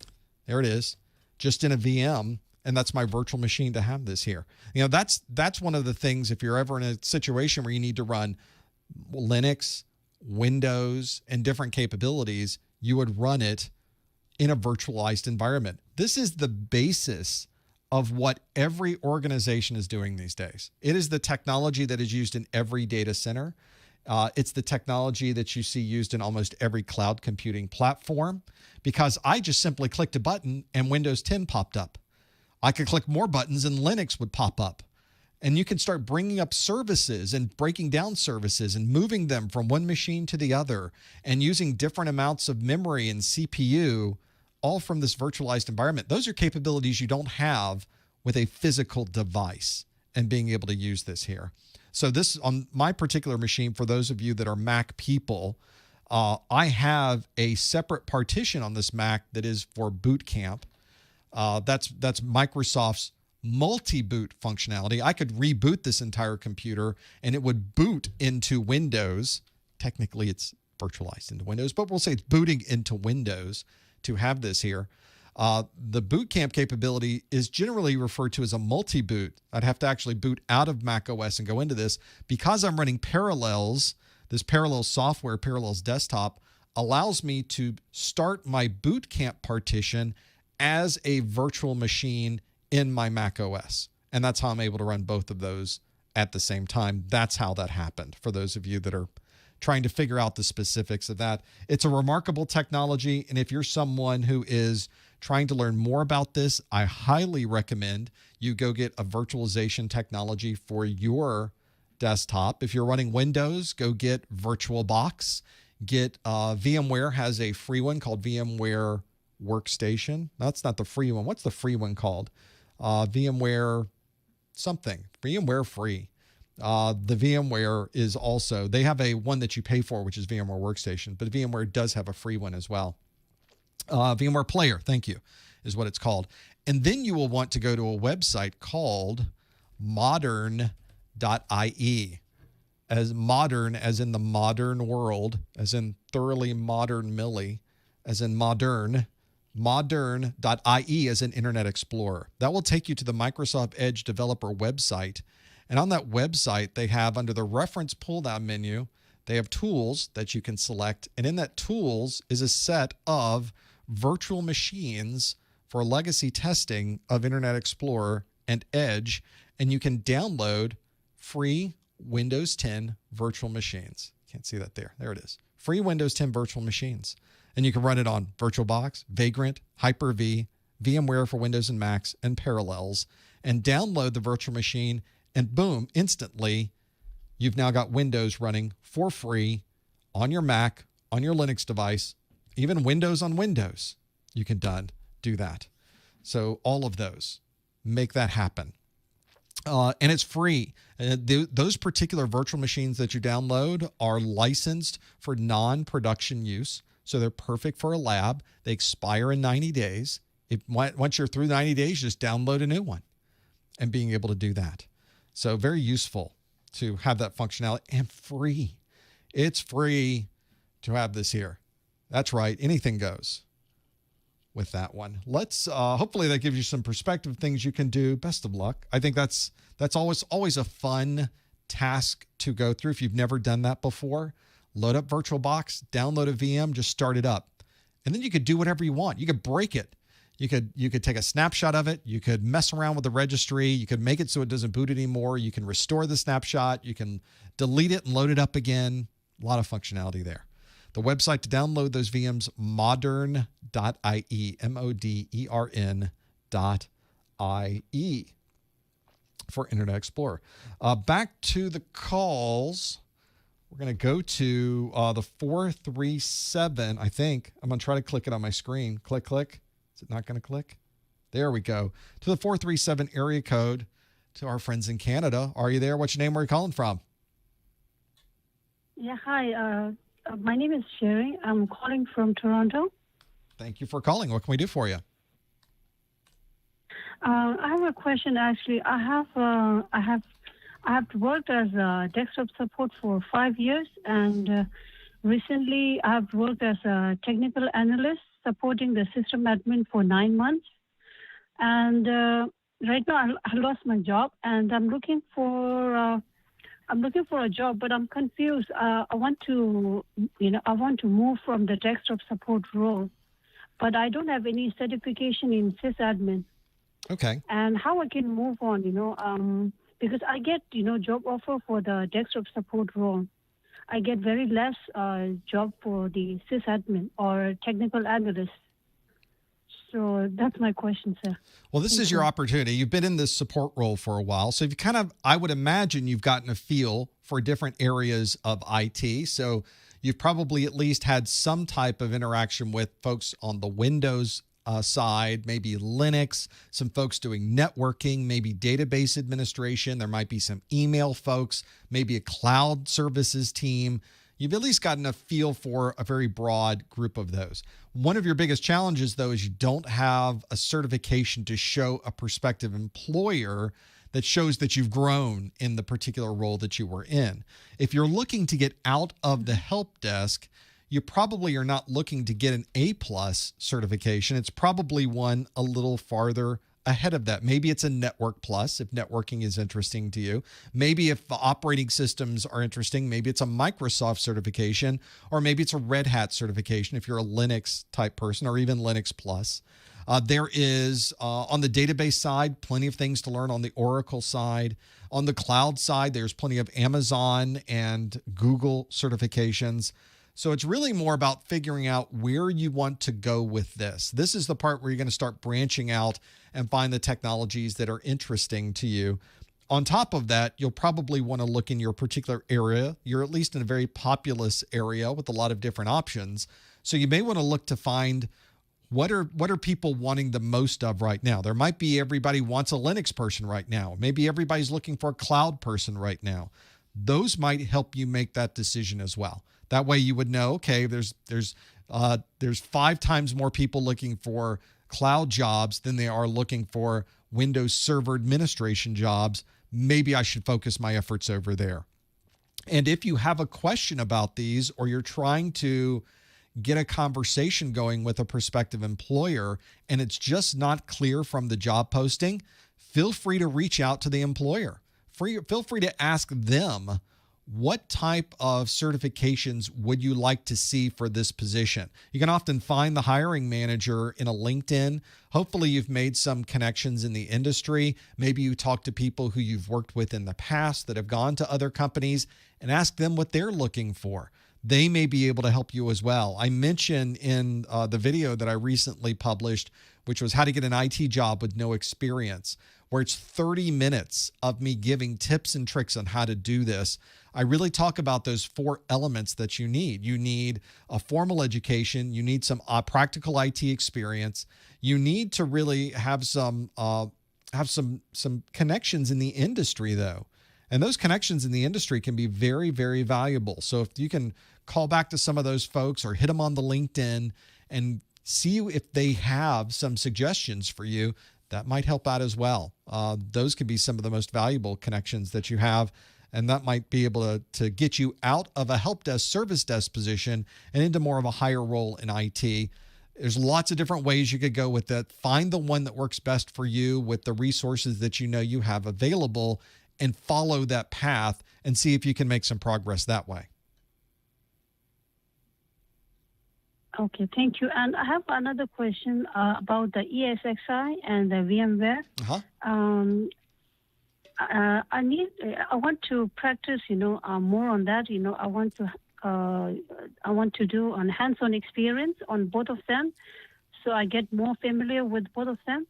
So where I can learn, not only to read. I want to practice on that. I know about the VirtualBox, but I don't know about these two where I can learn more. Well, there's a few things you would need on the VMware. Obviously, is a popular platform for virtualization. So most every organization you run into has some level of VMware that they're running, and most of the time it's in the ESXi implementation.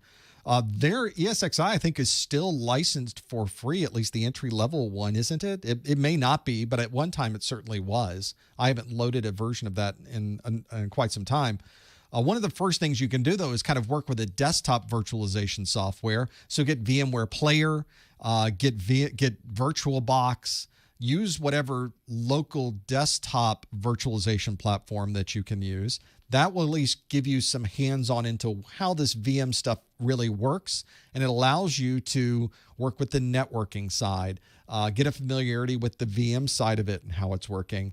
And only then, if you want to then move that into an ESXi implementation, because you're going to need some dedicated hardware for that. You're going to have to load it up as its own server. It may not even be necessary to go that particular route, but there are some things that you can do to make that happen. Those are the things that I would focus on. If you're ever in a situation where you're trying to learn more about virtualization, that's a great place to go to do that. I think also a lot of the functionality that's out in things like Amazon and Microsoft's cloud, those are great places to play around with technologies for free. You have to make sure that you set it up in a proper way and you turn it off when you're done so you're not charged for it. But you can use a lot of those platforms without spending any money. There are free tiers that you could use for almost every product on Amazon Web Services, for example. That's another good place to go. So have a look at those. Maybe that will help with trying to figure out ways that you can get more hands-on the virtualization side. Thank you, sir. I have a last questions about the job role. So if I take the desktop support role, will it affect on my next job to get the sysadmin job? One of the nice things I think about IT in general is I don't think there's a lot of limitations there. In my career, I started on the remote support role. So I was in my car every day driving to a customer to replace a hard drive, to install a memory upgrade, to deliver a printer cable. In some cases, it was me driving around South Florida to do all of those things to the different companies in South Florida. And then I got a job working at a corporation in their corporate help desk. So I sort of moved from a bad help desk to a good help desk, if you want to look at it that way. Although I would say the first job I got, a remote desktop or remote support position, was a lot of fun. You really learn a lot. Then moved into a corporate help desk where I learned even more. And then from there moved into a desktop support role. So I was supporting people who had Windows. So it was really a minor change. It was a minor update to what I was doing. And I don't think anything that you do in IT limits you. I think it expands your capabilities for the next job you get. Now, do you want to be in a service role your entire career? Probably not. But every service role you get is going to really add to your skill set. And my first two jobs were service jobs. They were help desk job, fix it, break it, fix it jobs. They were call me and I'll see if I can fix this problem jobs, kind of grunt work sort of jobs. There were two of them I went through before I ever got what could be considered the non-help desk job, which was the desktop support job.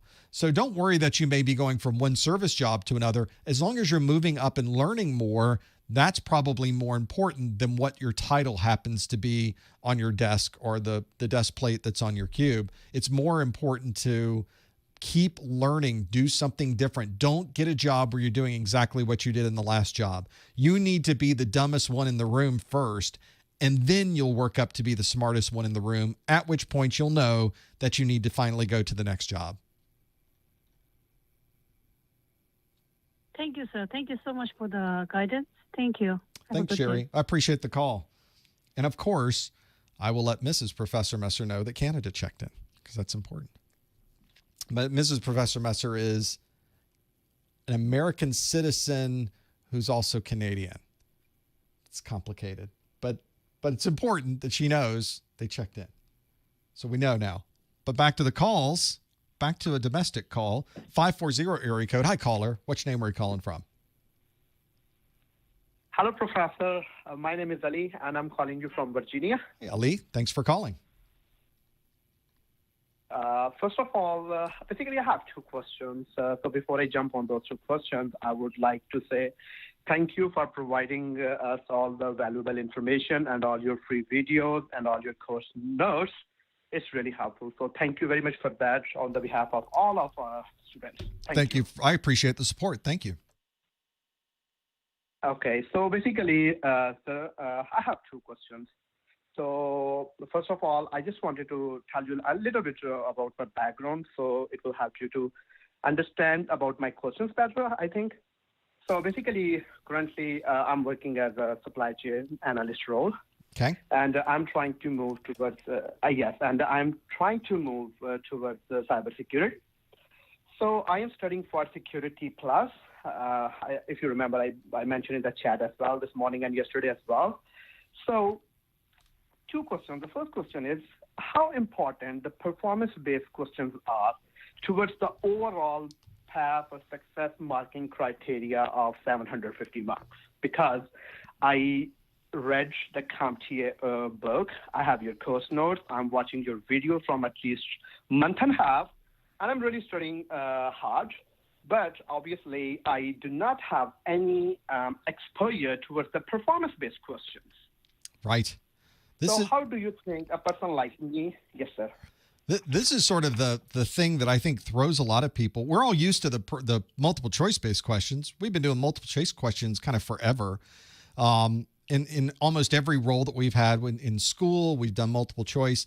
And then you suddenly get to this particular situation where it's a non-multiple choice. It's anything but multiple choice. It's fill in the blank, although CompTIA doesn't tend to do fill in the blank on these tests. It's a matching question. It's one where it's drag and drop.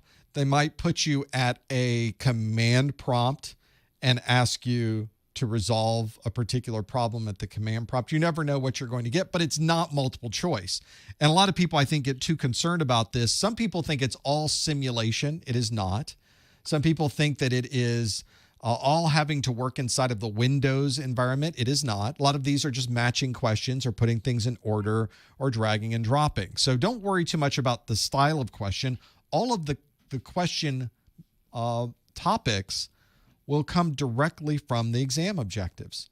So don't worry too much about this, how they're asking it. You should worry more about what they're asking about. So they may ask about setting up a wireless network, and you need to know how to set up the wireless and what the different options mean. And you can kind of figure out on the screen what they're asking about. Now, if you have hands-on on some of those things, it helps. A lot of people like to go through labs so they're more comfortable. So they've used the netcat command. So they've used the traceroute command, and they've interpreted the results from that. They know how to ping around their network. They've used some of those technologies in Windows and run some of those commands so you're more comfortable with them. That can only help you. So if you have the chance to do more labs, that will probably help. Well, the first thing you said, though, was how important are these? How are they graded? Are they a major part of the exam? I'm sort of extrapolating your question a little bit, but it's a common thing that people ask about is, how much is this going to cost? Let's say you don't answer any of the performance-based questions.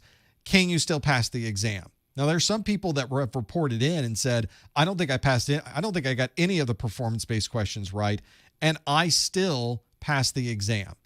There are other people that say, I got some of them right. I did okay on my exam.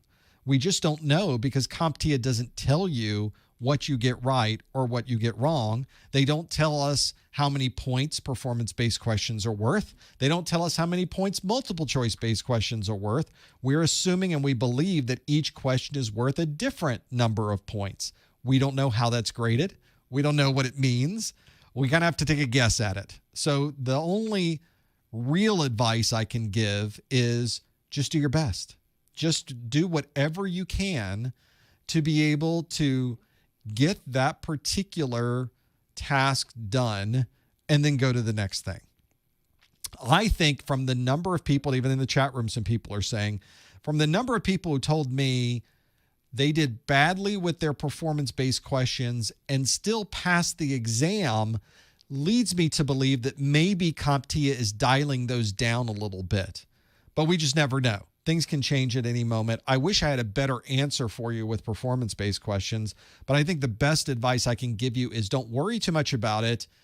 Get as much hands-on as you can get, and that's really the best thing you can do to prepare for something that might be thrown at you in the first part of the exam. Okay, thank you very much. So I think I will just probably hit the multiple choice question first, and in the end, whatever time I will get, I will just try to play around with those performance-based questions. That's the philosophy I use as well. That's my strategy too. Yeah, that I got to learn from your video, basically in your resource video. So that you mentioned that, and I actually really like it. So yeah. And the last question is, Professor, as I'm preparing for Security Plus, okay, so how do you think, like how in the present age, how challenging and hard it is to get in the industry? I am not looking for a very well-paid job, to be very honest with you. I am just looking my foot into the industry, and I know I will make my way up with the help of continuing education and further certifications. But just to get my foot in the door, how hard it is, or like, let's say if I have a Security Plus certification, what jobs, when I Google for the jobs to apply, what are the specific job titles you think I should confine to?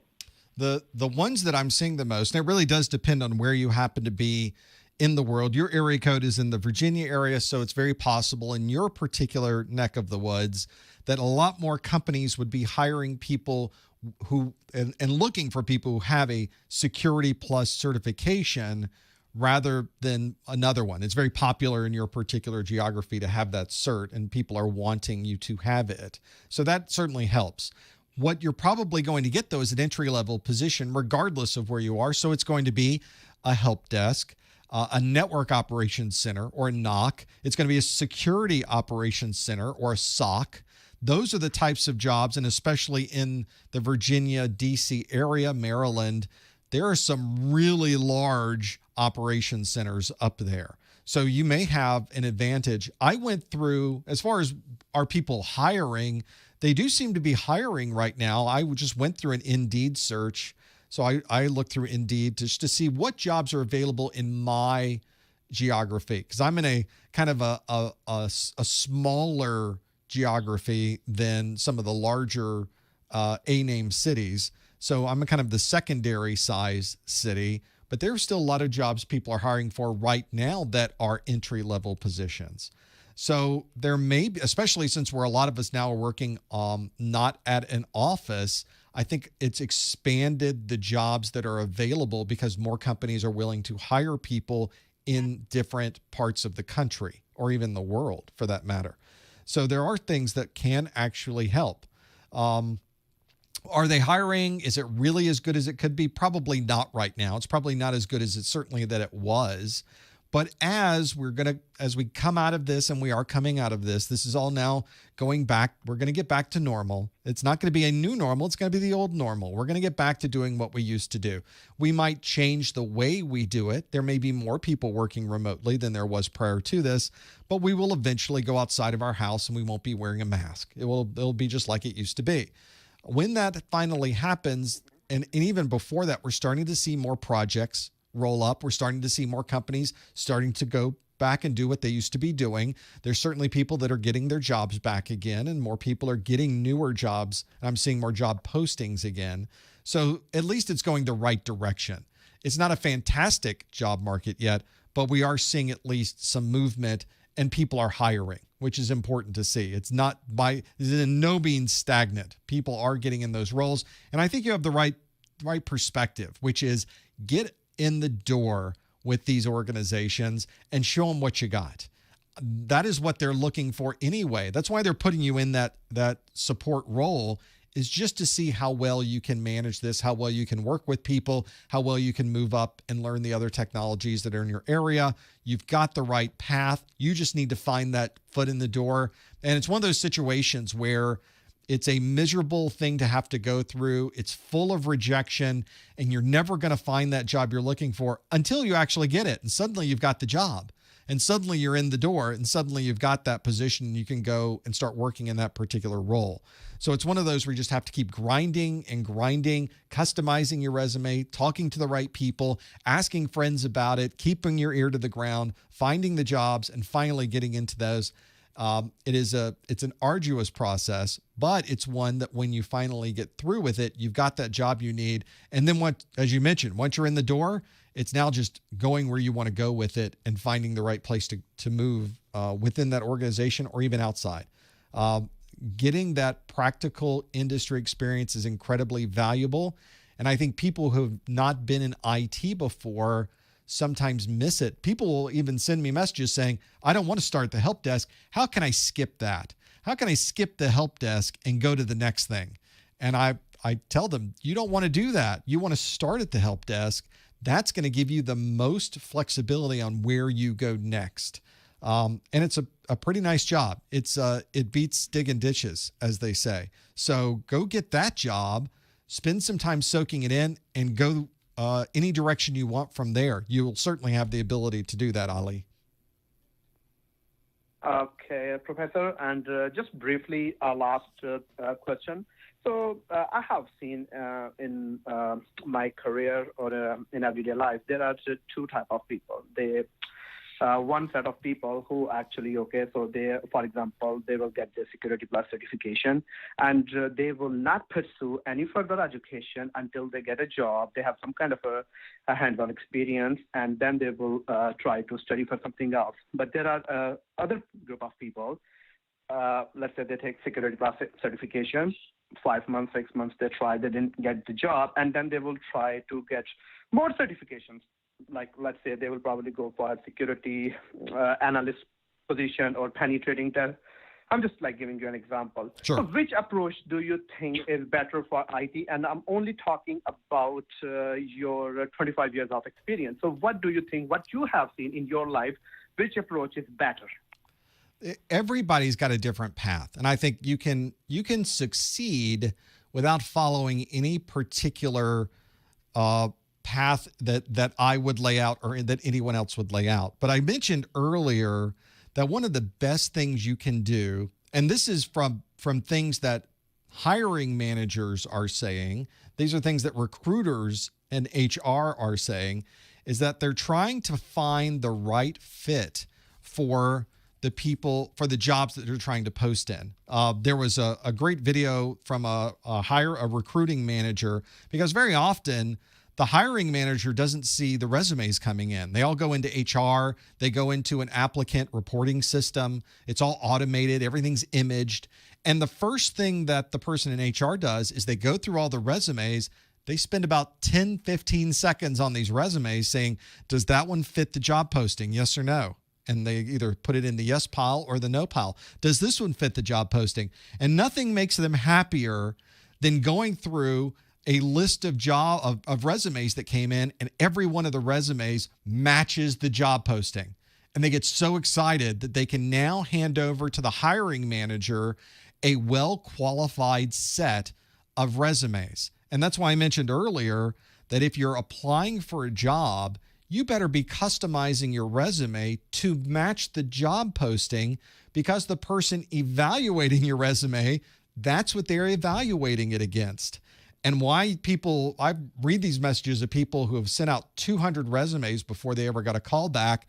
That is the worst possible scenario to be in. I can't imagine they were customizing all 200 of those. I think they were just the shotgun approach. They were just spraying and praying and hoping for the best. I think what they wanted to do, what they probably should have done, look at the job posting. It says they want Security Plus, or it says they want A+, or it says they want these skills. Then you need to know Microsoft Word. You need to know how to use Outlook. You need to know how to do this. Well, that's going to be the first thing I put at the top of my resume. I have this I have the A+. I can know about Microsoft Word. I use Microsoft Word. I am an expert in Excel. I'm an expert in Outlook 365. You just go and you put that right at the top. And now the person who's evaluating all these resumes sees, wow, it's like they had a carbon copy of the job posting. This person needs to be called by the hiring manager. So those are the things that we sometimes forget, is there is a human who's reading these on the other side. Sometimes it's being assisted with the keyword searches in an applicant tracking system. Sometimes they are reading it manually and going through those specifics, but you really need to make sure it matches. So those people that are, they took Security Plus, or they didn't get Security Plus, or they go get another certification, or they go get another certification, they may be getting qualifications that hiring managers aren't looking for. And you would be better to spend your time getting the qualifications people want for those roles rather than getting qualifications that you think they might want. And it's very simple to do this. Create a spreadsheet. In your spreadsheet, put a list of all the people hiring for those support roles that you're looking for. What type of formal education are they looking for? Put that in your spreadsheet. What type of industry certifications are they looking for? Put that in the spreadsheet. What type of skills are they looking for? Put that in the spreadsheet. Are they using terms like team building? Do they have terms in there like change control? Do they have terms in there like phone skills? Well, guess what? Those are 3 things that need to go onto your resume. Customize it, send it in. You know, those are where you break out what people are looking for. If they're not asking for the CASP, if they're not asking for Pen Test Plus, you don't need those skills. They don't want you to have those skills. They're looking for a very specific type of person. You need to make sure you're customizing yourself for those roles. And I think that is your best percentage possibility for getting those jobs. Does it hurt you to know those things that you learned in CASP Plus or that you learned in Pen Test Plus? No, those are great skills to know, but the hiring managers just don't care that you have them right now. You may be able to use them later on down the road, but if your main focus is get a job or get a better job, shouldn't you really be working towards that? I think you probably would, Ali. Thank you, Professor. Thank you very much. I appreciate the call. Thanks for calling. That I think is the most important part. Why do employers say you are overqualified? Because you probably are. It is all about finding the right fit for that job. And it seems ridiculous to hear that as a technical person. I'm too smart for the job. Actually, yes, you're too smart for the job. It is all about having you in a job that is able to do what the company, the organization needs you to do. And it's also about how happy you are in the job. As much as you may not believe it, the company wants you to be happy in this job. They want you to be successful in this job. They want you to learn in this particular role. And they eventually would like you to move up in the organization into something else that is in the organization. So if you're trying to get a help desk position and you are somebody who has your A+, your Network Plus, your Security Plus, your CCNA routing and switching, which is now CCNA, and you have the Microsoft Server Administration, and you went out and got one of those free VMware certifications, and you're working on the Google cert right now, wow. Okay, if I stuck you in a support role, you would be so bored taking questions from people on resetting a password in Active Directory. Now, that's kind of a real scenario. Why would I put you into that chair where you're taking questions from people saying, how do I start my browser? Well, you have to be ready for that. You have to be in a position to that, like, oh, I can help you with that. Or it's, why am I not helping somebody with their Linux box? You know, that's what you don't want to be at. And they don't want to hire you for that role. You're overqualified. It's a real thing. So don't overqualify yourself. Maybe you went through and got all those certs, but you've never gotten the support role for it. You've never had the help desk job yet. You don't have the IT job yet. You don't have to tell anybody that you got the Google cert. You don't have to tell anybody that you went and got the Pen Test Plus. Just don't tell them. Just say, here's what I want. Now be honest and say, I really do want this job. I really want this help desk job. And here's why. Because I've been practicing these skills, I'd like to put them to use. I would like to do this for a certain amount of time and become familiar with the applications that you have in your organization and the technologies you're using in the cloud and understanding more about the networking technologies that you have. I want to work with those groups and learn more about the way that you do things. And in 6 months, 9 months, a year from now, I want to be able to work with those groups. I want to move out of the help desk and start working with those people and continue the process of learning more. That's the answer. So if anybody ever asks you, that is the answer of what you want to be able to do. Now, you have to really want to do that. You don't want to lie about it, but you do want to explain to people, here's what I'd really like to do. I want to start here, and then I want to go here, and I want to do this. And I like networking, and I like virtualization. A cloud's interesting to me. What type of projects do you have going on that use those? They're going to tell you. So that's it.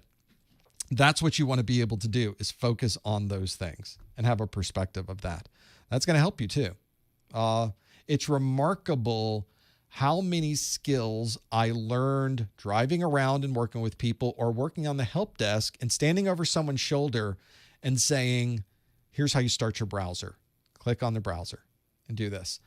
In the last job I had, as the last job before I did this, before working for myself, I was a systems engineer for a next generation firewall company. I was at the pinnacle of technical jobs that I'd ever had. Maybe this is actually the pinnacle of technical jobs I've ever had, but for working for someone else, I was one of the highest levels of knowledge that I've ever had in my career because it was an emerging technology. It's a very broad technology. It's security related. There was a lot you had to learn. It was a very challenging technical position. And whenever I would go meet with people and I'd work with them, I'd say, okay, let's demonstrate this to you. Let's open up a browser and let's have you do this. And they say, well, don't you want to sit down and run it? I'm like, no, I know how to use it. I want you to run it. And now I'm standing behind them saying, click the second link from the top that says top users. So I effectively turned into the old support role that I used to have, where I'm standing over the person telling them what to click and then explaining to them what they're seeing on the screen. But they're running it. They're controlling it. They're doing everything, because I think that's how you learn and how you get a familiarity with the product, is using it that way. So here I was 25 years later using those same skills. You use those same skills throughout your career and being able to work with them. It's one that is very gratifying to be able to, I don't know, is it a Zen thing to be able to do that, to not be quickly running through these things or frustrating that somebody's not clicking on it? Of course I'm not frustrated. They've never run this before. We'll get through it. But let me show you how cool this stuff is. There's a page in here. You're never going to believe what you're about to see. Click this button there. Click, and then we watch what happens. You know, those are interesting technologies and things that we would do with it. Let's go back to the phones. Thanks for holding for so long. Caller, which name were you calling from? My name is Trevor. I'm calling from Denver, Colorado. Hi, Trevor. What's your question? Hi, Professor. So I purchased your notes and your exams, and they were by far, hands down, the best kind of study material that I've had so far, and I've been studying for about 2 months. And I was curious. So I'm scoring around like 90, 95s on your exams. Okay. I understand what I'm getting wrong, why I'm getting the questions wrong. So I'm just kind of curious. How do you know when you're ready? The Q&A is a very good way to know when you're ready, if it's a good Q&A. Now, I built my Q&A to emulate or at least have the same feel as the actual exam that I can do. So that is the one where I feel like that's a good representation of an actual exam. It's exactly the same distribution of questions as they list in the exam objectives. It has the same style and flow, and I think the same timing as an actual exam, or as close as I could get it. The other piece is the exam objectives, which are free. The exam objectives list every single topic you have to know. So it's a great way to get a sanity check. You can go to the first thing on the exam objectives, and if you can explain to someone else what those objectives are, then I think you got it. You can go to the next one. Now, of course, there are hundreds and hundreds and hundreds of those in the exam objectives, but you can think that when you get to one where you're not quite sure, well, you can circle that one and spend a little more time on it. But if you're getting in the upper 90 percentages after going through my practice exams, you're probably in pretty good shape at that point. That's a very high percentage rate for those particular practice exams, and they're not easy exams. So I feel pretty comfortable that you're in a good place. Maybe one more pass through the exam objectives, circle a couple things, follow up on them. I think it's time to book your exam. Right. Thank you. And I was just curious because I'm in a cybersecurity program up at DU, and I have the opportunity to work with a lot of hands-on material. I was able to set up my own virtual machine, so I had that going for me. And then we just work with Wireshark and stuff like that. So practicing capturing packets, and I've had a lot of hands-on experience. And then your notes and your exams kind of really sealed the deal for me.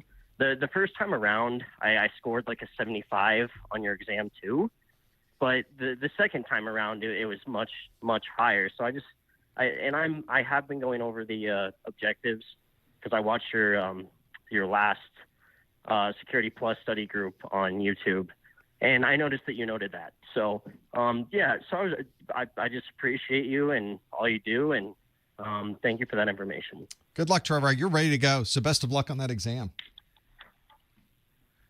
That's one of those where I think, and I know you even mentioned, I said this last week, I say it every time I do a study group, get the exam objectives. And I say this because someone was in the chat on my website. So on professormesser.com, there's a chat at the bottom of the page. There's a general chat you can go to that's just there 24/7. And someone came into there. This was not recent, but it's something that's stuck in my mind. And they said, well, I took the exam, and there was a lot in the exam I wasn't prepared for. There were a lot of topics they discussed, and I wasn't ready for those. And I said, well, what kind of topics? Well, they talked about, pick one. They talked about the AES encryption. Like, well, that's listed in the exam objectives. Like, well, I didn't get the objectives because I just thought it was an overall outline. I didn't think it had any detail in it. And then I had to explain, no, it tells you to the very specific point exactly what you need to know for the exam. So they went and got the exam objectives, and that's what they used to go through the second time. So don't walk into the exam without having used those. It's an incredibly valuable tool. Nobody else does this, and that's why this person sort of missed it, because Cisco doesn't do this, Microsoft doesn't do this, VMware doesn't do this, Google doesn't do this. Nobody else does this. CompTIA provides you with extensive knowledge. Make sure you take advantage of it. Back to the phones real quick. I'm running out of time now. 661 area code. Hi, caller. Which name are you calling from? Caller. From L.A. Are you there, caller? Check. Caller, check. We'll leave it there. Oh, you know what?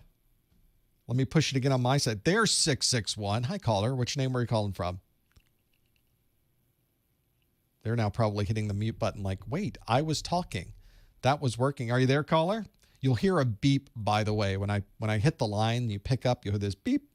So it'll be very obvious. Hi, caller. Are you there? What's your question? Hello? Hi. Thank you for calling. What's your question? Yeah, can you hear me? I hear you great. Okay, I didn't hear the beep. That's why I doubted that you. No worries. You were speaking. Sorry for that. My name is Ali Masri. Ali. I'm from Alexandria, Egypt, and I moved to Canada 6 months ago. Great. I have two questions. The first one, I didn't pass the Security Plus exam, and I know why I didn't pass. That is because the first question was a performance-based question, and it consumed a lot of time. It was a mistake. That's why I didn't pass. It took more than 10 minutes. I believe it took more than 10 minutes. But I'm not revealing the questions, but it was, I know it's again it's a policy, but it was about a Linux command. Okay. I tried to find resources for Linux commands. Well, it's a very advanced question. It's not basic question. I believe it could be one of those research questions. Maybe CompTIA would like to know how much people know about Linux of those who are applying to their Security Plus exam, probably. Or maybe it's a trick to consume 15 minutes of my exam. That's the first question. Second question, I have about 20 years of experience as a network administrator, Microsoft. And I decided to move to security field. I took Security Plus, and I'm taking another exam very soon. I applied to another exam. And I'm applying to Masters of Cybersecurity. You know, you can guess that my age is not, I'm not, I told you I have 20 years of experience. And I would like to get into this field very quickly to, you know what I mean? Sure. So I taking too much certificate. Let's go to the Masters. It's a shorter way to get recognized. So I would like to know about your advice on that. Well, you've got first a couple of ways to go. The first question was about those performance-based questions at the beginning, and I suspect you're correct. I'm hearing similar reports from the Security Plus on these performance-based questions at the beginning of the exam. Obviously, there are some Linux that you have to know on the A+. there's no Linux specific command lines you have to know on the Security Plus. There are command lines, but they're more generic command lines. Ping, traceroute, dig, nslookup. These are commands available on many different operating systems. They're not Linux specific.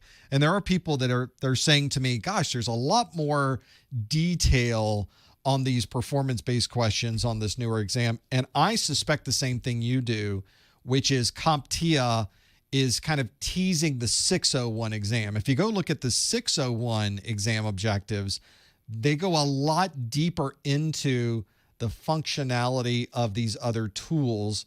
And most of the new tools they're putting in there are Linux-based tools. So I suspect that's exactly what they're doing, is they're throwing it at the beginning of the 501 to see how much you know, and then maybe, I don't think they're counting those against your score. But as to your point, they can really suck up some time, especially if it's a topic you've never covered before. You've heard nothing of this technology. And a lot of the tools on the 601 they're not new tools, but they're new to the exam. They're new to the Security Plus. So that's one that could tie you up.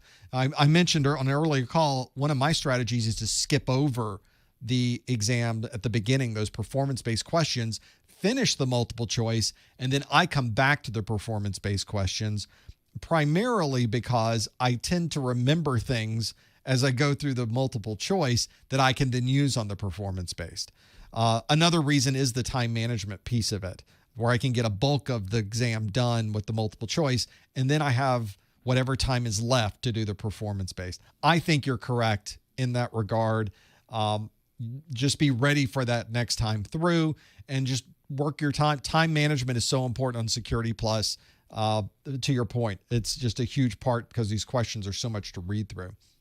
As far as how you get into security and do it quickly, one of the things in this industry is once you get in, there's a lot of options available for you to move up and move around. And you don't, it's not required that you have a master's degree to work in an IT security role in most organizations. I don't think it's quite that level of competitiveness yet.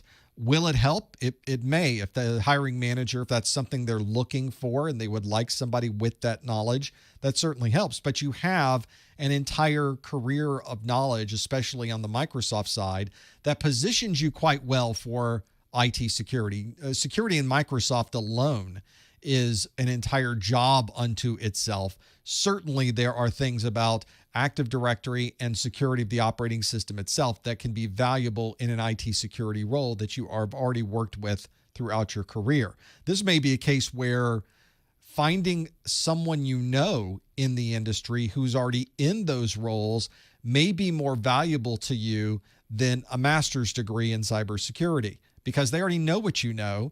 They know you would be good in that role. They would love you to work in their organization, and they'll just hire you off the street to be able to do that. So that's one of those situations where that would be very, very useful. And you mentioned time.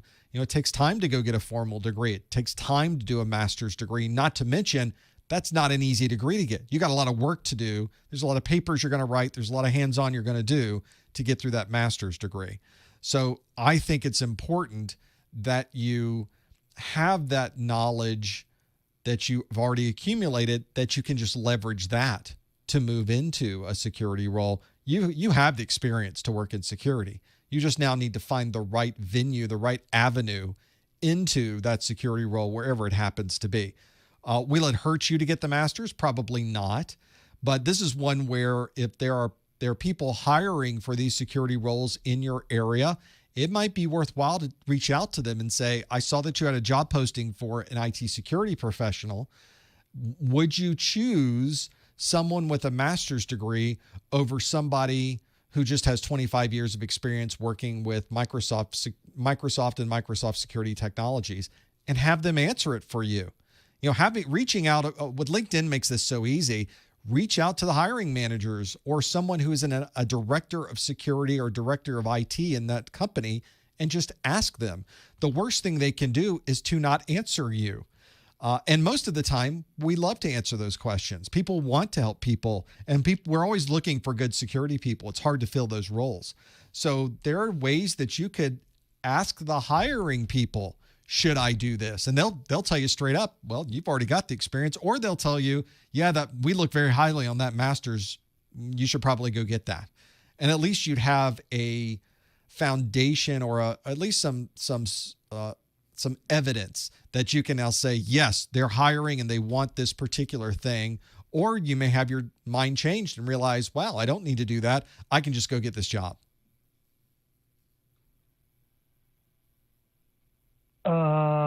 I have a comment in that there is some factors that I was considered when I applied to that master's. It was just 1 year, and it's a distance degree. And I already asked people, and people don't know about it. It's either the second patch of I know that master's is brand new in the industry. And some people who already work in the industry, why not? It's a new thing. So I found it fancy to have something, the market might be interested. The number of graduates is not that high who are holding a master's degree in cybersecurity. So that was the factor what I considered when I was thinking about it. But really, I couldn't find answers, real answers. But most people say, there's no much people in that field. Do it. And it's just 1 year program. Take it. I would agree. If you're not investing 2 years into doing this and you can get that done in a year and you're now sort of positioning yourself over someone who doesn't have this, that's absolutely a viable thing to have. Having that formal education is one of those key elements when you're looking for that job in IT. Why wouldn't you? And then as long as you can put it into a position where people can see it, it's working for you, people are making hiring decisions based on this, you've made the right decision. Yeah. Thank you so much. Your answers really helped me, and your videos are the best. When I confused about anything, I just Google your videos. I appreciate the work you do. Thank you. Thanks, Ali. I appreciate the call. There is no wrong way to do this. As I mentioned earlier on, there's no static single path that everybody takes to get into their roles in IT. It is different for every single person. You're kind of carving out your own path to move wherever you want to go in the organization. Some people create more relationships and they base what they're doing on those relationships. Other people focus more on formal degree. Some people like to have more industry experience and they go to do jobs in crazy places in different perspectives so they can bring that back and use that. Find the one that works for you and use that particular thing. It doesn't matter what anybody else thinks as long as you're able to use that to get that job or get that better job. We got about 15 minutes left. The phone lines are just packed. We may have to cut you off. I don't want to do that, but we'll go to 832. And hi, caller. What's your name? Where are you calling from? Hey there. My name is Jahel. I'm calling from Sacramento. Thanks for calling. And I was calling. Yeah, thank you. I was calling because, I have kind of like an interesting situation here. I received a really great offer pending I earn a Security Plus certification, and I thought for sure I could knock this out the park. I'm thinking where I keep going wrong with these tests is that it seems like even on the multiple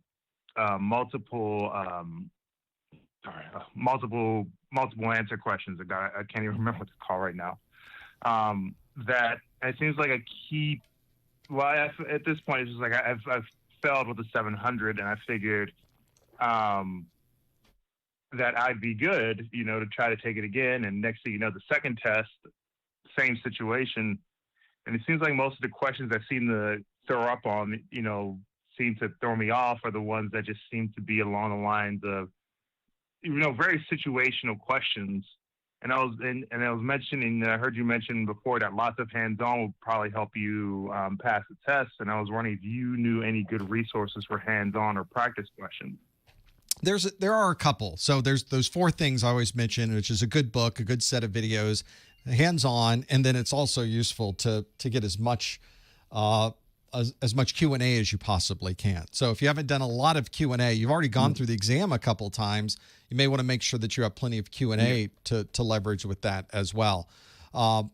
Where hands-on is always helpful to me because I seem to always need to put things into perspective. I need to kind of figure out when I'm running a ping, what is really happening? When I'm running a trace route, what is really happening? When I'm building an IPsec tunnel, what am I really doing to make that IPsec tunnel work? On my website, under my Security Plus training, under the Security Plus study recommendations, I have a list of recommendations that I often refer to, and one of them is for labs. If you scroll down to the bottom, it's in that same order. What videos? Well, mine are on here, but any videos are good. Here's a set of books I like. Here is plenty of hands-on and lots of Q&A. Well, some of this is self-serving because it does have my videos on it and does have my Q&A on it. But the plenty of hands-on is the folks at Practice Labs. They have these labs you can go through where you're setting up connections like IPsec and other scenarios through virtual machines that are online that you can run in your browser. And they're not on a rail. You're really have full-blown operating systems that you can work with. I've worked with these folks for years. I know them. I have faith in their products. I like their products, and that's why I put them on my website. Those are really good practice labs. You could also build your own labs in your own setup that you have. You can load up a couple of Linux VMs on your workstation and set up an IPS or do some packet tracing or do some port scanning, or you can build all kinds of different IPsec tunnels between those. It's not quite as easy to do in a Linux environment, but you can do it. But you'd at least get some of the feel for running some of those programs. That's another way to go about doing it. A lot of the Security Plus books have labs in them as well, where they say, get Windows, run through these steps, and you're running these particular programs. So there's a couple of ways to accomplish that. Some might be have a little cost associated with them. Some might be something you could do for free in a VM, but at least you have options. Got it. All right. Thank you. Best of luck. I think you're so close. Hopefully next. Yeah. And, that was just kind of really discouraging to have those two tests. But I definitely, want this position. And, it's a really good opportunity. It's one I've been fighting to get for a while. So definitely want to knock this out the park next Friday. You're going to get it. So I can feel it. Looking because, at this point, I've read 2 books and I've gone over the objectives to the point where it's just like I get frustrated reading through them all because, again, I've been so in the books the past month and a half that it's just... it's starting to repeat itself. So I'm just thinking that I really need some alternate sources of practice here. I think so. Change kind of the scope of what you're looking at. I think that's going to help you. Okay, great. So, all right. Thank you again. Best of luck. You're bound to get it on the third time. You're so close with those numbers. I can't imagine at this point that you would miss the opportunity as it's brought up again. I think that's the one we always are frustrated with is everybody fails their certification exams.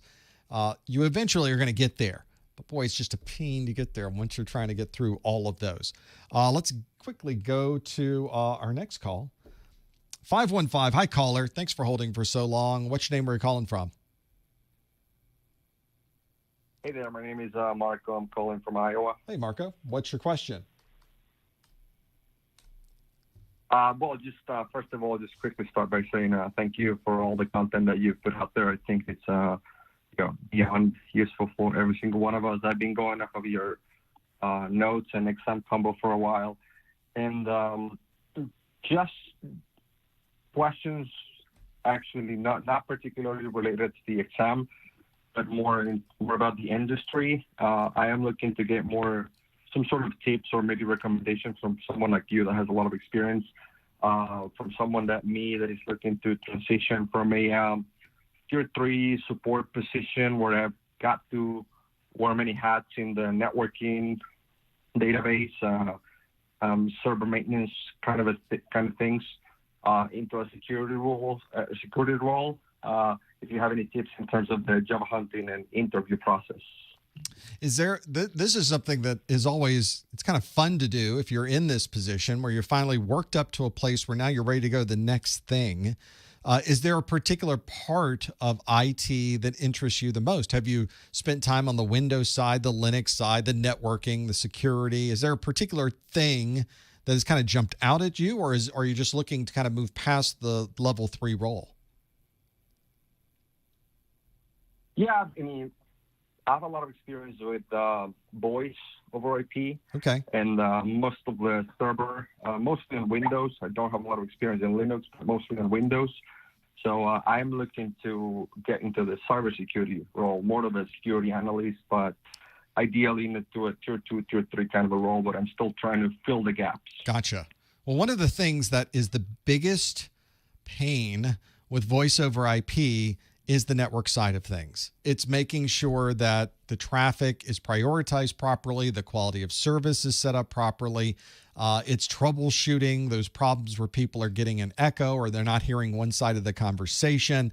Those are some of the most frustrating voice over IP. You know, you get mired into the weeds with those types of problems, but it requires that you have a very solid knowledge of networking. So it can be a very good place to get into a networking group, because the networking team just hates voice over IP.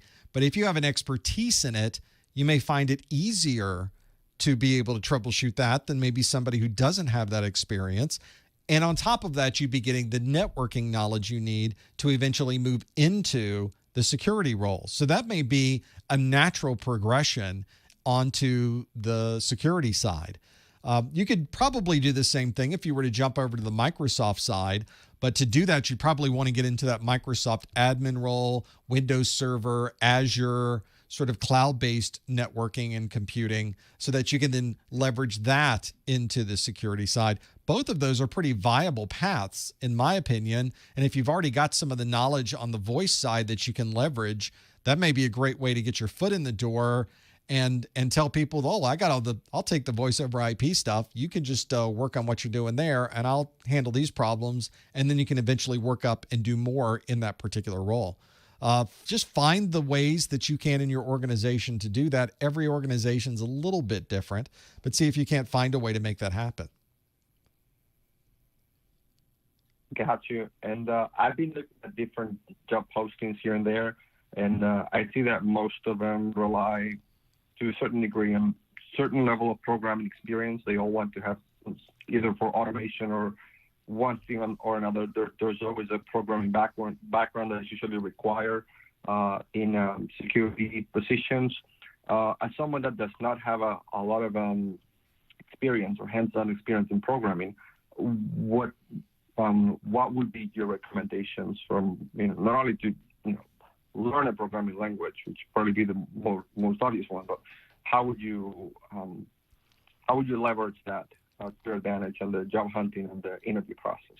When companies talk about programming, especially in the context of IT security, server administration, cloud administration, they're not really talking about programming. And I'm going to kind of define the words so that we can talk the same language. I think of programming, I qualify programming as someone who is building an application. They are building an app that runs in a browser. They're building an application that runs on a mobile device, on your mobile phone. They're building a Windows executable application that runs a particular function. To me, that's programming. It's a set of skills that takes a lifetime to master. It is a set of skills that you spend your entire career working on, and you would never do anything but programming. That is not what people are asking you for, though. They're asking you for scripting. They're asking you for automation. They're asking you to be able to orchestrate, if you want to put it in the cloud computing terms. They want you to be able to find ways to do things faster and easier. Now, fortunately, scripting and automation and orchestration is so much easier and so much easier to learn than programming. If you were to go with the internet and say, I want to learn programming, they would throw C++ at you. which you do not need to know.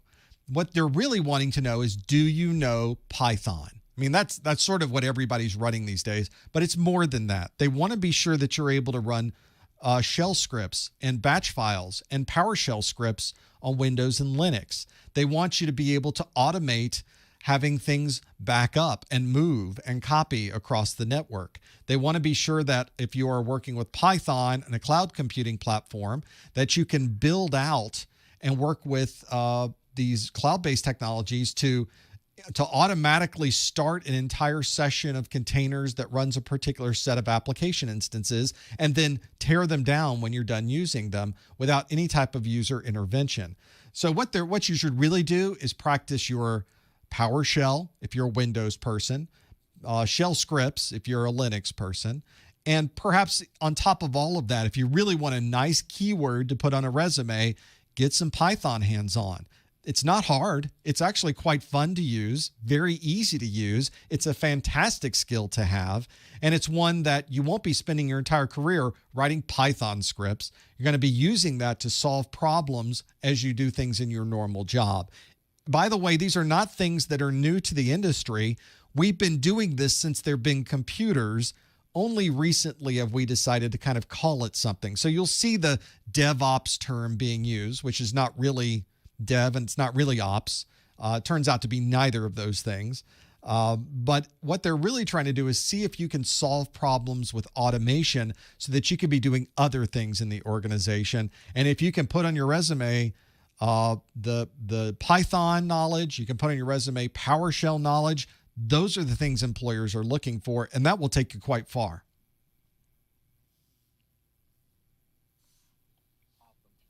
Professor. I appreciate the call. Best of luck. Thanks, Marco. Those are anytime you can take those skills and do something with them, put them on a resume. One of the things I mentioned is keywords. If you get the candidate tracking systems that people use these keywords. They are looking through your resume. When you submit it to an organization, it goes through the list to see, does that resume have the word Python on it? Does that PowerShell on it? Does it have Azure on it?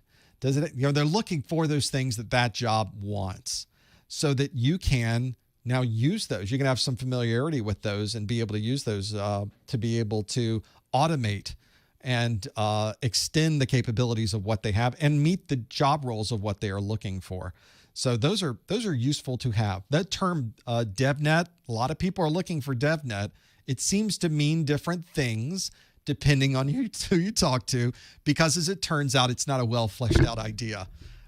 We're still trying to figure out what DevNet means. I think what it means for most organizations is automating the cloud.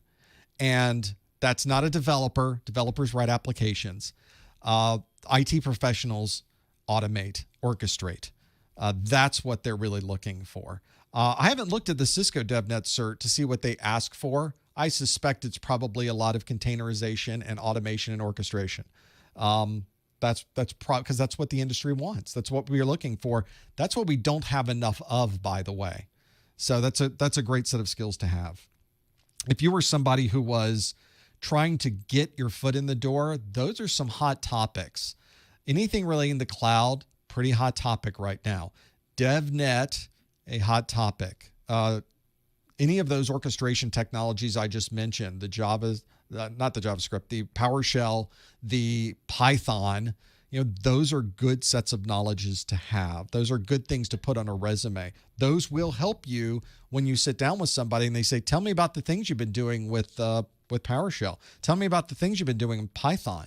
Oh, well, let me tell you about this thing I did with the cloud last week where I was building out in an entire application instance without me being there. We waited for a particular time of the day, or we waited for a particular utilization, or we monitored a particular WAN link. And when it hit a certain point, we did all of these things automatically. And then when it went away, we brought them down so we wouldn't have to pay for them. And it does that automatically every day now. Once you get it done, now it does it automatically and you're saving huge amounts of money. You also put that on your resume. I saved my company this many thousands of dollars because I knew how to do this in Python. That's a great bullet for your resume. That can really be helpful. And yep, APIs, SDKs, that's not programming. That's definitely not programming. That's you automating. I'll give you an example. So I was a systems engineer for a next generation firewall company. That firewall has an API in it, has an application programming interface. That API is accessible through a series. It's a REST-based API. Now these are programming terms, or automation terms, or API terms, which means you send a single request to that device. It sends you a single response, and you can go back and forth with this REST-based API. To be able to use that REST-based API, you write a Python script. You write a shell script. You write a Perl script, and usually you're writing to a library. You would not write it in C++. You would not write it in JavaScript. Please don't do that. Don't spend your time learning C++, and please don't spend your time learning JavaScript. If you want to learn those things, feel free, but that's not where you want to spend your time. You want to take Python, write to either the Python library that reads that API, or write directly to the API. And in the case of a REST-based API, it's painfully simple. It's almost like requesting information from a web server and having it respond back to you as a web server. REST is not JavaScript-based. That's not what REST is. So those are the things you need to know. You don't need to know AJAX. You don't need to know JSON call. You don't need to know those things. Those are writing applications and transferring data with applications. Once you get into maybe large amounts of orchestration, there may be some aspect of that, but that's not where your focus will be. You need to get your foot in the door with automation, learn about Python, learn about PowerShell, learn about batch files, learn about scripts. Those shell scripts are useful. That's what you want to do. You can't say that a lot of JavaScript programming is using REST, because that's not what REST is. So don't get focused on something that isn't existing. Kind of focus on what employers need you to do with those technologies. As an IT professional, you're not going to be writing JavaScript. That's not a good way to script your pieces. You need to be able to learn how to take advantage of the existing technologies to orchestrate in an IT role. And that does not include C++, does not include JavaScript. But like I said, if you know some of that, it's going to help. But that's not where you should start. Certainly not. Get your Python to write to a REST-based API, and 90% of what you need to do is done. Literally 90%. That's how broad the market is for that particular skill set. So I don't plan a Python course. That's not my thing. I don't really love programming courses. Plus I did a recent lookout of what Python courses were out there, and there are 732,000 courses available. There's plenty of resources available for you to learn Python. So you don't need me for that. They're already there. There's a ton of them. Oh God, I might have just been a little bit, there might be 100 million. I don't know. There's a lot of them. You don't need me for that. You need to focus on what's available that employers are looking for and skills that you'll be able to use day one in a job that does that. And if you know those things, you know those automation and orchestration scripting languages, you're going to do fine. And the CCNA really starts you off at that point. So if you're somebody who's studying for the most recent CCNA, there's a little bit of that in there right now. And of course, some of the other DevNet and other Cisco things build on that. But those are good places. The Google course has a little bit of that in there. So you find a little bit more of that, and you're seeing a little bit more in the latest Security Plus. It doesn't go deep into it, but there's a little bit there to be able to have that. So focus on those. I think you're fine. Don't worry about the C++. You'll get into just a rat hole of nonsense. Don't worry about the JavaScript. That's not where the employer is going to have you working anyway. If you want to get into programming, go that direction. Spend your world in the programming world. If you're going to be in IT, that's a completely different set of skills that you're going to need to know. So that might help you as well. Well, I think that brings us to the end of a super overtime. We went only about an hour over the normal one, I can tell because of my voice. So that's one where we couldn't have done it without your calls. So thank you for all of those calls and the questions in the chat room, the ideas that you brought to the table, and the things we kind of mulled over to figure out where the next steps were going to be. that is a very good time, I think, and time well spent. So thank you for that. Thank you for your first hour as well. I love doing the Q&A. We'll do another one next month. Come back to the other Security Plus study group that we'll have in September, and we will do it all over again. And if you'd like to stop in earlier for our A Plus and Network Plus study groups, we'd love to have you there as well. Thank you for being here for this one. We will see you next time on the Security Plus study group. Thanks, everyone.